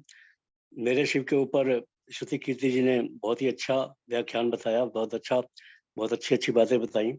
और वास्तव में शिव जो है वो तो ब्रह्मा विष्णु महेश की हिंदुत्व की धारा में जो त्रिमूर्ति है, उस त्रिमूर्ति के एक मुख्य स्तंभ है और इनकी ऊर्जा का स्रोत माना जाता है शिव को हमेशा ही। और इन्होंने बहुत ही अच्छा इस बारे में व्याख्यान दिया। और डॉक्टर राकेश आर्य जी ने भी बड़ा अच्छी बात कही उनके यादव जी के सवाल के जवाब में, वास्तव में दुनिया में सभी लोग खराब नहीं है, बहुत सारे लोग अच्छे लोग भी हैं और हर जगह निगेटिव नकारात्मकता हमें नहीं देखनी चाहिए, सकारात्मक दृष्टिकोण रखना चाहिए। तो हमें अच्छाई भी नजर आएगी, बुराई तो ऑफकोर्स है ही है, लेकिन हमें प्रयत्न यही करना चाहिए कि बुराई के बजाय हम अच्छाई को अपनाएं और अच्छाई को फॉलो करें।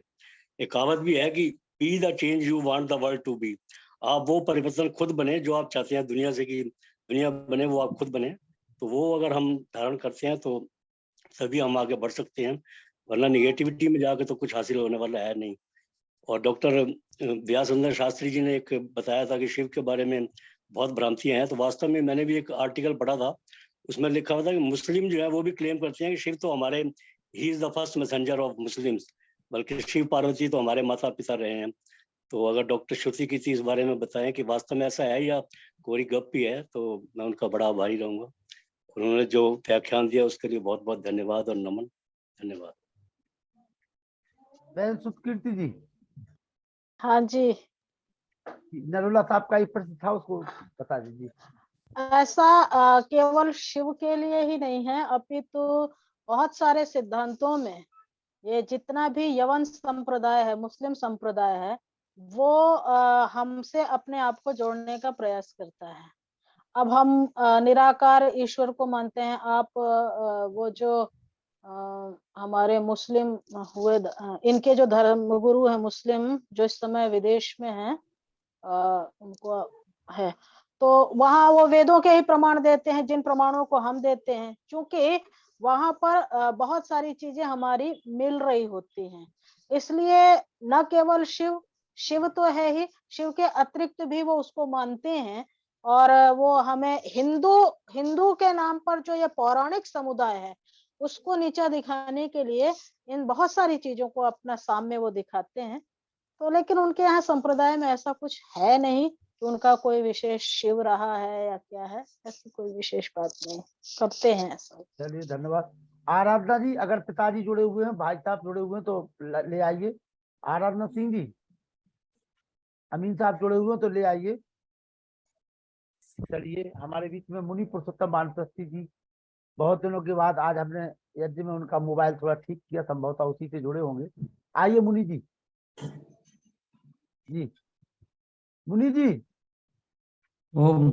हाँ आइए, आवाज आ रही है जी मुनि जी। आवाज आ रही? जी मुनि जी, जी आ रही है। ओम स ब्रह्मा स विष्णु स रुद्र स शिवस्सु अक्षरस्सम परमात्मराट स इंद्रस् कालाग्निस् चंद्रमा। यह एक मंत्र जो दिया गया है सत्यार्थ प्रकाश के प्रथम समोल्लास में, वहां कहा गया है कि शिव जो मंगल करने वाला है, कल्याण करने वाला है, सबका हित करने वाला है, ऐसे उस परमात्मा को शिव कहा गया है। और हमारी आज की वक्त्री जो सम्मानीय बहन सुतकीर्ति जी हैं, इन्होंने पुराणों से लेकर के और पुराणों से और वेदों से इतर भी, जैसे अभी चर्चा हो रही थी ब्रह्मा कुमारी मत वालों से या किससे किससे, तो बहुत अच्छा उदाहरण दे करके, तो मैंने कहा, उन्होंने जो विषय रखा था मेरे शिव, वो वास्तव में जो वेद का ऋषि कहता है, उपनिषद का ऋषि है, और ये केवल उपनिषद के बारे में महर्षि जी ने लिखा हुआ है, इसमें जो व्याख्या की गई है महर्षि जी के द्वारा, वो मेरा सब वो ही है। बाकी जो सब रहे हैं वो एक देशी कैलाशवासी, किसी ने कह दिया, किसी ने कहा कहीं रहते थे, कोई ढूंढा बैल पर सवारी करते थे, ये सब कल्पनाओं से जुड़े हुए हैं। कोई सब हुए हो सकते हैं इस प्रकार के जो कल्याण करने में भी लगे रहे हों, कैलाशवासी भी हो सकते हैं, लेकिन जैसे आज का विषय रखा गया था वो बहन जी ने बताया है मेरे शिव, तो वो यज्ञांग तो दूरमते नमाज समवाचा, सारे मंत्र वेदों से निकलते हैं, और उस शिव के लिए वही हमारा शिव है, हमारी सारी मानव जाति का शिव है, केवल आर्य समाजियों का नहीं। हम भूल जाते हैं उसको, बस इतना अंतर है, हम दूसरे शिव की आराधना में लगे रहते हैं जो कल्पनाओं के घोड़े दौड़ाए गए। तो मैं आज के विषय तो जैसे सभी हमारे विद्वतजन श्रोत्र बंधुओं ने सराहना की है बहन जी की, मैं भी बहन जी के लिए सादर प्रणाम करते हुए, नमस्ते करते हुए हृदय से आभार व्यक्त करता हूँ बहन जी का।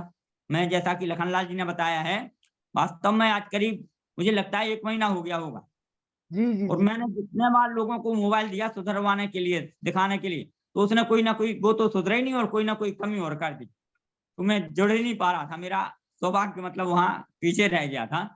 आज लखनलाल जी ने आज साप्ताहिक हवन में जो बैठ करके उसको कहा दिखाओ दिखाओ, मैं टाल रहा था कि अभी हवन हो जाने दो, लेकिन उस हवन के बीच में इन्होंने इसको देखा तो वो मैं जुड़ गया। 8 बजे के लगभग में मैंने खोला, वास्तव में जुड़ गया। तो मैं धन्यवाद लखनलाल जी को। हमारा मन नहीं लग रहा था आपके बिना। जी, क्या है हमारी समस्या वो इसी भर। नहीं, आपकी तो समस्या है, लेकिन हमारा तो जी मचल रहा था ना। चलिए, हो गया, सुधर गया है। चलिए, और धन्यवाद। मेरी कोशिश रहेगी कि ऐसी स्थिति में रहेगा तो कोशिश करता रहूंगा, जुड़ूंगा भी। सभी के लिए साधा नमस्ते, साधुवाद। बहन विजय लक्ष्मी जी, परिचय दीजिए अपना। बहन विजय लक्ष्मी जी। जी बहन जी।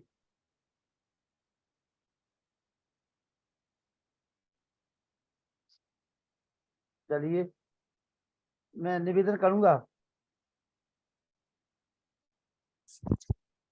डॉक्टर नमस्ते जी। हाँ, नमस्ते बहन जी, नमस्ते बहन जी, नमस्ते जी। हाँ जी, परिचय दे दीजिए बहन हाँ जी। मैं आपका प्रोग्राम सुनी हूँ, बहुत अच्छा लगा। आचार्य श्रुति कीर्ति जी से तो हम पैसे भी जुड़े हुए हैं और इनका वहाँ पे भी हमने प्रथम समोल्लास के पूरा सुना है, तो बहुत अच्छी चर्चा रही और काफी कुछ सीखने को मिल रहा है। मैं तो एक आर्य समाजी परिवार से संबंध रखती हूँ बचपन से ही। पूरे आर्य पर सिद्धांतों के को मानती हूँ। मेरे पिताजी श्री ज्ञानचंद जी आर्य देहरादून आश्रम में 30 साल रहे हैं और बचपन से ही हमें हवन संध्या सब था, लेकिन अभी जॉब में थी तो रिटायरमेंट के बाद ज्यादा समय देने लगी हूँ इसको। खासकर जैसे मुझे ध्यान मेडिटेशन वगैरह जानने की बड़ी जानकारी रहती थी, तो मैं आचार्य श्रुति कीर्ति जी से भी काफी प्रश्न अपने शंका समाधान करती हूँ। तो ब्रह्म कुमारी के बारे में मैं एक बात, आप चर्चा चल रही है तो मैं स्पेशल कहना चाहूंगी। तो मेरे को भी कौतूहल होता था कि वो क्या है सब मतों में कि कैसे करते हैं। तो हमारे पड़ोस में मुझे पता चला था कि एक बार ये ब्रह्म कुमारी जी आ रही हैं, वो ध्यान लगाना सिखाती हैं। इसका मैं विशेष उल्लेख आप लोगों से करना चाह रही हूँ। वो पहले, क्योंकि हमें तो बचपन में सिखाया गया ईश्वर सर्वव्यापक है, हर जगह रहता है, लेकिन पहला प्रश्न पहला ही उनका सुन के कि वो तो परम धाम में रहता है, मुझे तो बड़ा अजीब लगा था। मैंने कहा अरे ये क्या काम है, आ गई ध्यान करने के लिए। फिर भी मैंने कहा चलो मैं आई हूँ तो जरा ध्यान वगैरह और मेडिटेशन में मुझे बहुत इंटरेस्ट था।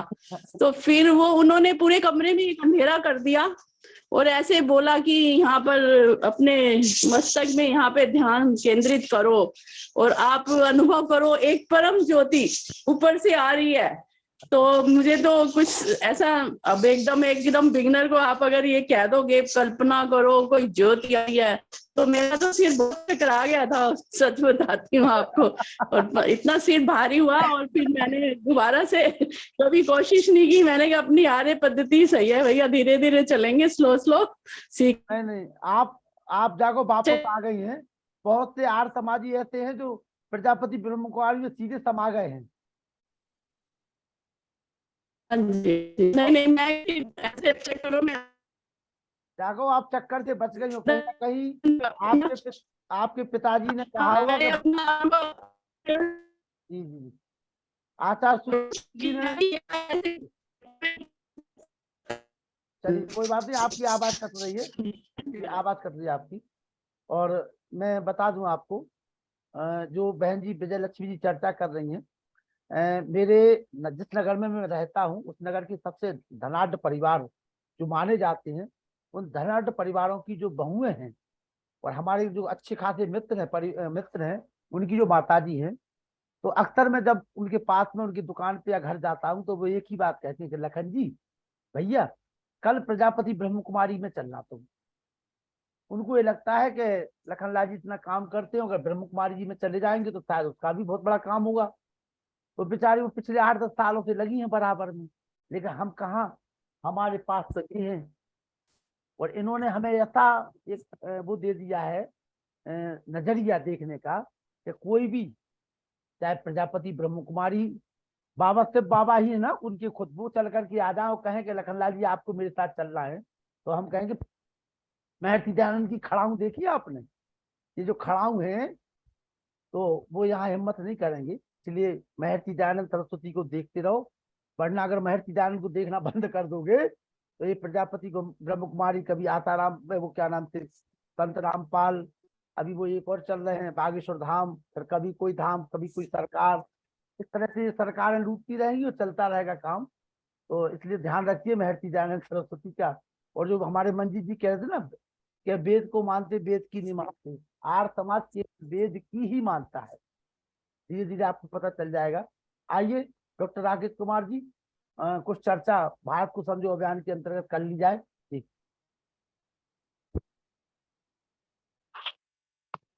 जी धन्यवाद। मंच पर विराजमान सभी महानुभावों से विनम्र अनुरोध है कि जो विषय समय संयोजक महोदय ने दिया है उस पर भी हम चर्चा कुछ समय सप्ताह भर में 2 दिन तो कम से कम कर ही लिया करें। अग्रिम योजना क्या हो सकती है, कौन से विषय हो सकते हैं और किस ढंग से हम आगे बढ़ सकते हैं। तो सर्वप्रथम तो मेरा अनुरोध रहेगा आदरणीय नरूला साहब के बारे में। मैं आदरणीय डॉक्टर साहब से भी कल बात कर रहा था इस विषय पर, संयोजक महोदय से भी हुई थी। ये अपना जो भी अकाउंट का काम है, क्योंकि वो कोषाध्यक्ष समिति ने बना दिए हैं, तो समिति के कोषाध्यक्ष के रूप में वो जो अकाउंट उसका चल रहा है मुक्ता भारत ट्रस्ट का, उसमें वह विधिवत अपना नाम एंट्री कराएं। जी ये तो हो जाएगा एक काम, क्योंकि हाँ हमारे जी। पास में बहन चंद्रकांता जी गेरा जी जो कानपुर से वो जुड़ी हुई है, राम सिंह वर्मा जी जुड़े हुए हैं, विजय लक्ष्मी जी जुड़ी हुई हैं। थोड़ा सा 5 मिनट एक इंट्रो इनको अगर दे दें आप कि इस तरह का एक कार्यक्रम चल रहा है, ऐसा सिद्धांत है या चिंतन है, तो ज्यादा जी। अच्छा रहेगा 5 मिनट में, फिर उसके बाद हम चर्चा कर लेंगे। जी अच्छा अच्छा, ठीक है ठीक है ठीक है। हाँ। रूपरेखा आपकी पहले ही खींच देते तो मैं आपकी इतनी मिनट नहीं बिगाड़ता। कोई बात नहीं, कोई बात नहीं। चंद्रकांता गेरा जी जैसी विदुषी जो कानपुर से हैं, जी। आर्य कन्या की विदुषी हुई है, तो इन मैं महिलाओं की मैं भी हमें आवश्यकता है इस कार्य के लिए। मैं सभी नए सदस्यों को बहुत विनम्रता से अवगत कराना चाहूंगा कि जितना प्रयास हम यहाँ पर कर रहे हैं, ये प्रयास सारा समन्वित होकर के राष्ट्रोपयोगी हो जाए, समाजोपयोगी हो जाए और मानवोपयोगी हो जाए, इससे आगे जाकर के प्राणी मात्र के लिए उपयोगी हो जाए। ये कैसे किया जाए, इसी के दृष्टिकोण से भारत को समझो अभियान चलाया गया है। माता चंद्रकांता जितनी गेरा ऊर्जा जी, प्राचार्य चंद्रकांता गेरा जी, जी बोलिए। जी, तो इतिहास के क्षेत्र में जो चीजें हमारी हमसे बहुत पीछे छूट गई हैं और वर्तमान इतिहास में जिनको जानबूझ करके स्थान नहीं दिया गया है, अब वो चाहे आध्यात्मिक क्षेत्र का विषय है, चाहे राजनीतिक क्षेत्र का है, चाहे आर्थिक क्षेत्र का है, चाहे साहित्यिक क्षेत्र का है, जहां जहां पर हमारे लोगों को, जिन्होंने वास्तव में देश और समाज के लिए कुछ किया और उनको समुचित स्थान और सम्मान नहीं दिया गया, उनको निकाल करके हम आगे लाना चाहते हैं। भारतवर्ष ने साहित्य के क्षेत्र के अलावा स्थापत्य कला के क्षेत्र में जितने कीर्तिमान स्थापित किए हैं, वो उनके अनेक प्रमाण आज इस देश में ही नहीं बल्कि देश के बाहर भी हमें उपलब्ध होते हैं। जैसे वो डॉक्टर साहब अंकुर वाटिका मंदिर है, अंकुर वाटिका मंदिर हमारी स्थापत्य कला का बेजोड़ नमूना, लेकिन हमको कहाँ घेर दिया जाता है, भारतवर्ष के भीतर ताजमहल के पास ला करके, वो भी आपकी मूल कृति हिंदू, और हिंदू कृति को दिखा दिया जाता है मुस्लिम कृति। तो ये सारी चीजें हम उजागर करके लाना चाहते हैं। भारत की भाषा क्या है, आर्य क्या है, आर्य वर्त क्या है, आर्य भाषा क्या है, भारत के लोगों ने, ऋषियों ने कौन कौन से महान कार्य किए हैं, किन किन क्षेत्रों में संसार का नेतृत्व किया है, किस प्रकार भारत विश्वगुरु था और किस प्रकार भारत विश्वगुरु हो सकता है, इन सबको एक जगह लाना और साहित्य के माध्यम से, पुस्तकों के माध्यम से इनको सुरक्षित भी करना। ये यही नहीं कि दलिया हम यहाँ दलते रहेंगे और अंधी पीसती रहेगी के साथ साथ खाते रहेंगे। ये खेल बहुत दिन चल लिया, अब नहीं चलेगा। मैं एक उदाहरण देना चाहूंगा यहाँ। डॉक्टर साहब भी हमारे मुस्कुराए हैं मेरी बात पर। मैं बताना चाहता हूं कि 1933 में शिकागो में धर्म सम्मेलन आहूत किया गया और ये आदरणीय लखनलाल जी उसी स्थान पर किया गया था जहां 1893 में किया गया था, जिस समय विवेकानंद जी गए थे वहां पर। उसमें भारतवर्ष के प्रतिनिधि के रूप में जो व्यक्ति गया, उस व्यक्ति का इतिहास में कहीं नाम नहीं मिलता। बताया जाता है, मुझे बताया गया कि उसके बारे में कि वो जब वहां पहुंचे तो पहले दिन से ही उनको 1-1 घंटा प्रतिदिन दिया गया और जब तक वो आयोजन संपन्न हुआ तब तक उनके बारे में भारत से ये अनुमति स्वीकृति प्राप्त कर ली गई जिस संस्था ने उनको भेजा था, उस संस्था से, कि ये आप इनको हमको 1 साल के लिए दे दो, इनसे हम वैदिक चिंतन सुनना चाहते हैं और यहाँ पर उसको लागू करना चाहते हैं। ये है वो आपका एक उदाहरण जो आपको बताएगा, समझाएगा कि किस तरीके से हमारा घी नाली में चला गया। ये कौन थे?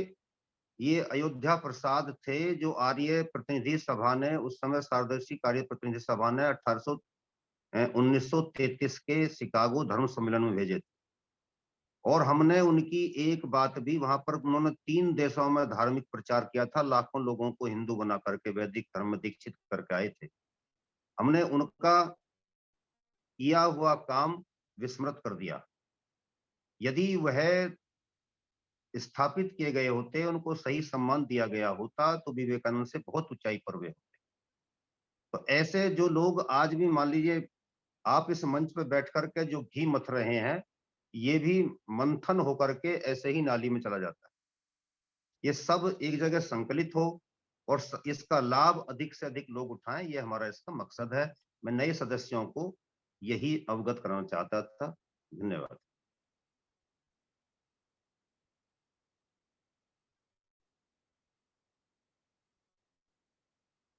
जी,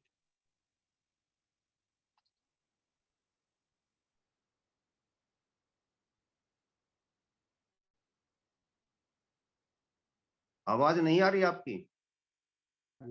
चंद्रकांता गिरा जी, चंद्रकांता गिरा जी, जी जी, चंद्रकांता गिरा जी, प्राचार्य जी, जी मैं एक जी जी जी जी। मैं एक पर्चा करा दूं आपको। अभी जो आप सुन रही थी डॉक्टर राकेश कुमार, आज संदेश टीवी में मैं सुनती हूँ, वही है ना? हाँ जी, हाँ जी, वही है, वही जी है, जी, वही सुबह 9 बजे और रात को 8 बजे आते हैं। जी, जी वही जी वही है जी, वही है। जी जी, मैं समझ गई थी। हाँ, तो ये सुप्रसिद्ध इतिहासकार हैं और जी भारत को समझो अभियान के अंतर्गत ये जो अनछुए प्रश्न है भारत के अपने, उन सबको उजागर कर रहे हैं। तो हम जी सब लोगों ने मिलकर के कैसे हम इनको पूरे देश भर में फैला सकें, व्याख्यानों के माध्यम से, पत्रकों के माध्यम से, एक संगठन के माध्यम से, तो एक अंतर्राष्ट्रीय स्तर पे इसकी स्थापना की जा रही है। तो हमारे यहाँ पर जो डॉक्टर वेद प्रकाश शर्मा जी हैं, बरेली से हैं, ये एमडी और एमबीबीएस डॉक्टरों को पढ़ाते हैं, वहाँ पर प्रोफेसर हैं आप। ये हमारे राष्ट्रीय उपाध्यक्ष हैं। ये हमारे अनिल नरोला जी हैं, ये जो ये बैंक से सेवानिवृत्त हैं और अभी अभी इनकी नियुक्ति हुई है राष्ट्रीय कोषाध्यक्ष के रूप में। तो जी, और हमारे लखनलाल जी उसके राष्ट्रीय संयोजक हैं। इसके अतिरिक्त व्यासनंदन शास्त्री जी, जो अभी कुछ देर पहले बोल कर गए हैं, अभी है जुड़े व्यासन शास्त्री जी जुड़े हुए हैं, तो बहुत अच्छी बात है। ये हमारे राष्ट्रीय महामंत्री हैं और युद्धवीर जी हमारे प्रदेश अध्यक्ष हरियाणा के हैं। इसके अतिरिक्त चंद्रशेखर जी राजस्थान को देख रहे हैं। डॉक्टर व्यासनंदन शास्त्री जी आज बहुत लंबे समय के पश्चात हमको दिखाई दे रहे हैं। महामंत्री बनने के बाद आज पहली बार दिखाई दिए हैं, तो इनसे मिठाई तो बनती है अब। जी, बिल्कुल बनती है। तो चंद्रकांता गिरा जी और हमारे राम सिंह वर्मा जी, पुरुषोत्तम दास गुप्ता जी, मैं इनसे भी निवेदन करना चाहूंगा, बहन जी भी जुड़े हैं और जो भी साथी नए हैं वो सब भी जुड़े हैं। ये अपना एक काफिला है जो बन करके चल रहा है और इसमें सभी अपने अपने स्थान पर रह करके योगदान करें तो निश्चय ही हम अपने मकसद में सफल होंगे। जी बिल्कुल, तन मन धन से जुड़ेंगे जैसा आपका निर्देश होगा। बहुत अच्छे, बहुत अच्छे। बस धन्यवाद ये- बहन जी, धन्यवाद। यही पहली पहली स्वागतम। पहली नियुक्ति जो है हमारी महिला के रूप में दया आर्या जी तो हमारी वहाँ पे है ही, क्या हाँ बोलते जी, हैं, हरियाणा में, ठीक है ना। हाँ जी, लेकिन हाँ जी। उत्तर प्रदेश में पहली मातृशक्ति के रूप में चंद्रकांता गेरा जी जो आपकी कानपुर से हैं और आर कन्या इंटर कॉलेज में वहाँ पे प्राचार्य हैं। तो ये सौभाग्य रहेगा हम सभी का कि उत्तर प्रदेश अब आपका बहुत मजबूत होगा और बहुत जल्दी कानपुर जैसे महानगर में खासतौर से आर कन्या इंटर कॉलेज में आपका ये वक्तव्य 1-1.5 घंटे का लगेगा। और इतिहास के अंशुय पहलू, जब चंद्रकांता गेरा जी मैंने ललितपुर में डॉक्टर राकेश कुमार जी को बुलाया और यहाँ के कॉलेजों में मैं ले गया। डॉक्टर मंजीत सिंह, मैं आपको बता दूं, पहलवान गुरुदीन कॉलेज में भी गए थे, नेहरू महाविद्यालय में भी गए थे और कंपनी बाग में कार्यक्रम था। तो उसके बाद कई लोगों ने कहा कि लखन जी कब डॉक्टर राकेश कुमार जी को आप बुला रहे हैं। हमने कहा बहुत जल्दी मौका मिलेगा। गोविंद यादव बानोली जो हमारे ललितपुर के प्रभारी हैं इसके, उनका भी निवेदन है कि बहुत जल्दी डॉक्टर साहब को आमंत्रित करें, क्योंकि चंद्रकांता गेरा जी को जब हमने सुना तो हमें लगा कि इस अभियान को, भारत समझो अभियान को कहीं ना कहीं चंद्रकांता गेरा जी की आवश्यकता है, उनके दिशा निर्देशों की, उनके अनुभवों की और उनके सहयोग की। तो हम चाहते हैं कि इस टीम में उनके लिए जो है सम्मानित डॉक्टर राकेश कुमार जी स्थान दें। हम सभी लोग जोरदार तालियों के साथ उनका सम्मान करें। राम सिंह वर्मा जी ये हमारे बीच में जुड़े हुए हैं, थोड़ा सा आप अपनी सहमति दे दें। जहाँ है वहीं से रह करके, अलग से कहीं कुछ नहीं करना है, बस केवल हमें इतिहास के अंशुए पहलुओं को अपने। मेरी आवाज आ रही है? हाँ, आपकी आवाज आ रही है। जी जी, धन्यवाद। जो जुड़े हुए महान भाव आर्जन है उनको सादर प्रणाम। और डॉक्टर वेद प्रकाश जी की बहुत सारी पुस्तकें मेरे पास हैं और मैं आपका बहुत ऋणी हूँ। नहीं, वो वेद प्रकाश दूसरे जी हैं, वो वेद प्रकाश मेरठ वाले हैं। वो वेद प्रकाश मेरठ वाले हैं, वो हमारे मित्र हैं, मेरठ में पल्लवपुरम में रहते हैं वो वेद प्रकाश। अच्छा अच्छा अच्छा। वो पल्लवपुरम, उनकी बड़ी अच्छी पुस्तकें हैं, हमारे घर कई बार रुके हैं और हमने अपने बरेली आर्य समाज में उनका कार्यक्रम भी कराया। मैं रिटायर्ड लेक्चरर हूँ और करीब 80 वर्ष की मेरी उम्र है और मैंने एक विशेष मिशन चलाया है। मैं महाविद्यालयों में जाता हूँ और वहाँ पर मंच होता है मेरा, phonetics and phonology of English. इसको मैं टीचर ट्रेनर हूँ और मेरी पुस्तकें भी हैं। लेकिन इसके साथ साथ में वैदिक संस्कृति प्रचारक के रूप में मैं 2.5 घंटे की कार्यशाला चलाता हूँ, जो इसे 16 घंटे लेता हूँ एक महाविद्यालय से। राजस्थान के करीब भरतपुर, धौलपुर, जयपुर के 48 महाविद्यालयों में जा चुका हूँ और 5 गुरुकुलों में, घासेड़ा, सासनी और माउंट आबू, भुसावर, इन सब। मेरा एक ही मकसद है कि इन भी विद्यार्थियों से मैं जुड़ूं। मैं वरिष्ठ उप प्रधान हूँ जिला सभा भरतपुर का और वैदिक प्रवक्ता भी हूँ।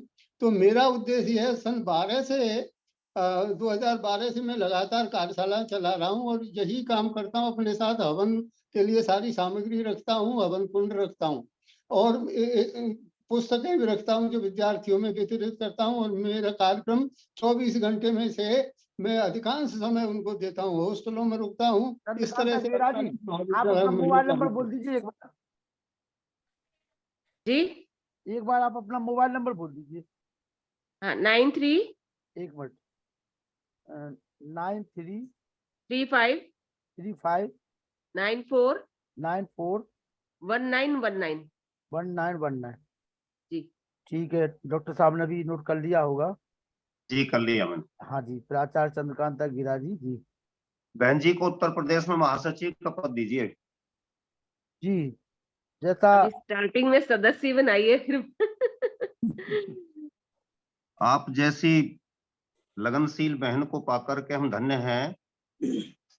इसमें संस्कारों की प्रबलता होनी चाहिए, संस्कृति के प्रति समर्पण होना चाहिए जी, उसको गहराई से समझने की पकड़ होनी चाहिए, जो आपके भीतर दिख रही है। प्रभु कृपा है और उसका हम सब मिलकर के सदुपयोग करें। बिल्कुल। तो इससे बेहतर कोई उपाय नहीं हो सकता, मेरा मानना है। दूसरी बात, महासचिव बनाइए, महासचिव बनाइए उत्तर प्रदेश का। बिल्कुल, धन्यवाद जी। व्यासनंदन शास्त्री जी, आप भी अपनी अनुमोदन कर दीजिए। महामंत्री जी, राष्ट्रीय महामंत्री व्यासनंदन शास्त्री, पंडितों के पंडित। हाँ जी, मुझे जो दायित्व दिया गया है और आप लोगों ने जो प्रभार दिया है, निसंदेह मैं खरा उतरने का प्रयास कर रहा हूं और इसके लिए मैं आदरणीय डॉक्टर राकेश कुमार आर्य जी को बहुत बहुत उनके प्रति आभार है कि उन्होंने इतना बड़ा दायित्व दिया है और निसंदेह इस कार्य में मैं दक्षता के साथ आगे बढ़ने का पूर्ण प्रयास करूंगा। परमात्मा शक्ति और सामर्थ्य प्रदान करें और आप सबों का आशीर्वाद मिले। हम सब आपका हृदय से अभिनंदन करते हैं। आपने हमारे अनुरोध को स्वीकार किया और हम सब मिलकर के एक इकाई के रूप में, माला की एक मोती के रूप में काम करेंगे जी और निश्चित रूप से अपने लक्ष्य में सिद्धि हमको प्राप्त होगी, ऐसा हमको विश्वास है। जी निश्चित रूप से। चलिए, तो समय हो चुका है। अब जो आप बात कह रहे थे, अब वो आप अपनी बात कह रहे थे अनिल अरोड़ा वाली जी। जी जी, हाँ जी, उस पर मेरा थोड़ा सा निवेदन आप सभी से यह था कि सांगठनिक गतिविधियों में पारदर्शिता बनी रहे। इसके लिए आवश्यक है कि प्रत्येक कार्य बहुत ही पारदर्शी ढंग से करने का संकल्प लेकर के हम चलें। हम में से कोई भी पदलोलुप नहीं है, पद से चिपकने के लिए कोई काम नहीं करना चाहता है, काम के लिए काम करने चाहते हैं, सभी की इच्छा ये है। और उसके दृष्टिकोण से हमने अपने लिए जो कोषाध्यक्ष बनाए हैं वो ऐसे बनाए हैं कि जो कमती बढ़ती होगी सबको अपने पास से पूरी कर लेंगे।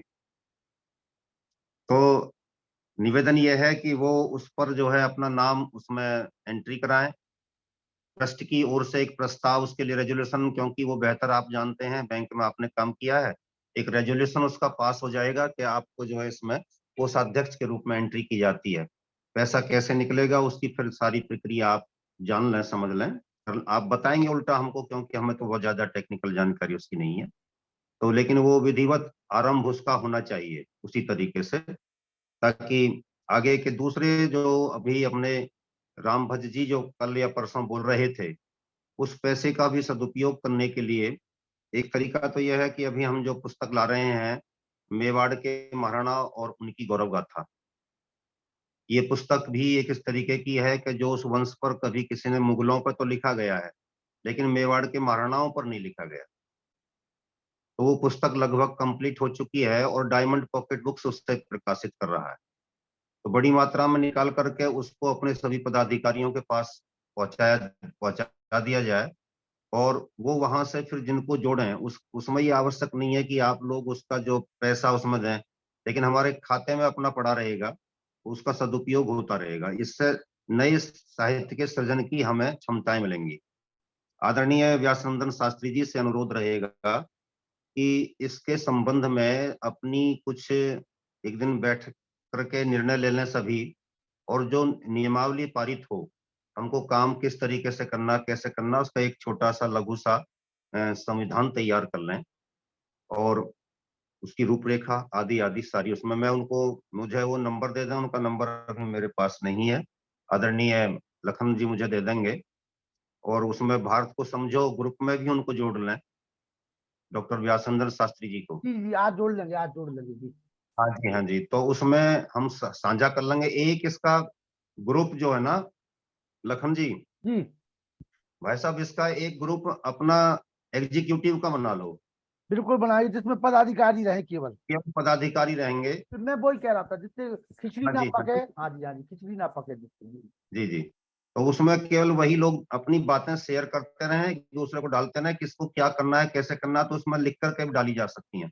आप ये काम देख लें, ये देख लें, वो देख लें, ये ज्यादा अच्छा रहेगा, ये ज्यादा अच्छा रहेगा जी। जितनी हम नियुक्ति करती जाए या जिनको हम जोड़ते जाए, उन्हीं को केवल उसमें रखें, ताकि हम उसका लाभ ले सकें। हाँ, क्योंकि बाकी वो जो भारत को समझो जो ग्रुप बनाए वो तो कचरा हो जाता है फिर कई बार। हाँ जी, उसमें तो बहुत लोगों को जोड़ोगे आप जो। हाँ जी।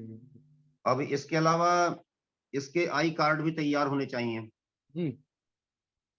आई कार्ड पदाधिकारी के नाम के साथ और उनका डेजिग्नेशन क्या है, इसके आधार पर जो उसको तैयार करने की जिम्मेदारी भी दी जाए। लेकिन ये सबसे पहले ये सब चीजें जो कंप्लीट कर लीजिए, कल ग्रुप का सृजन हो जाएगा, उसमें फिर कुछ बातें अपनी रखते रहेंगे। मुझे लगता है पारासर साहब कुछ कहना चाह रहे हैं। जी। पारासर जी कहिए। बोलिए। जी है, कह रहे थे कि पुस्तकें वगैरह जो आपने बताया था कि अब तो 50 वो अपने लखा जी के पास पहुंच जाए तो वहाँ डिस्ट्रीब्यूट करा दें, उसकी धनराशि वहाँ जमा करा दें। नहीं, पुस्तक जो एक छप रही है वो मानचित्र वाली पुस्तक, वो तो मिल जाएगी आपको। और अगर आपको पूरा साहित्य चाहिए पड़ेगा, हाँ तो वो, एक पुस्तक चाहिए ना आपको। हाँ तो आप बता दें तो हम आपके पास, हाँ हाँ, एक पुस्तक मिल पैसे जाएगी आपके पास भेज दें।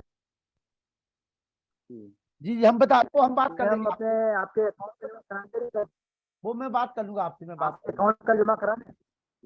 करिए, वो बात हो जाएगी उनकी। अब समापन करते, काफी समय हो चुका है।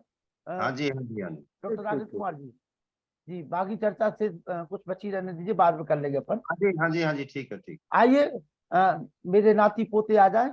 आ जाओ भाई, आ जाओ।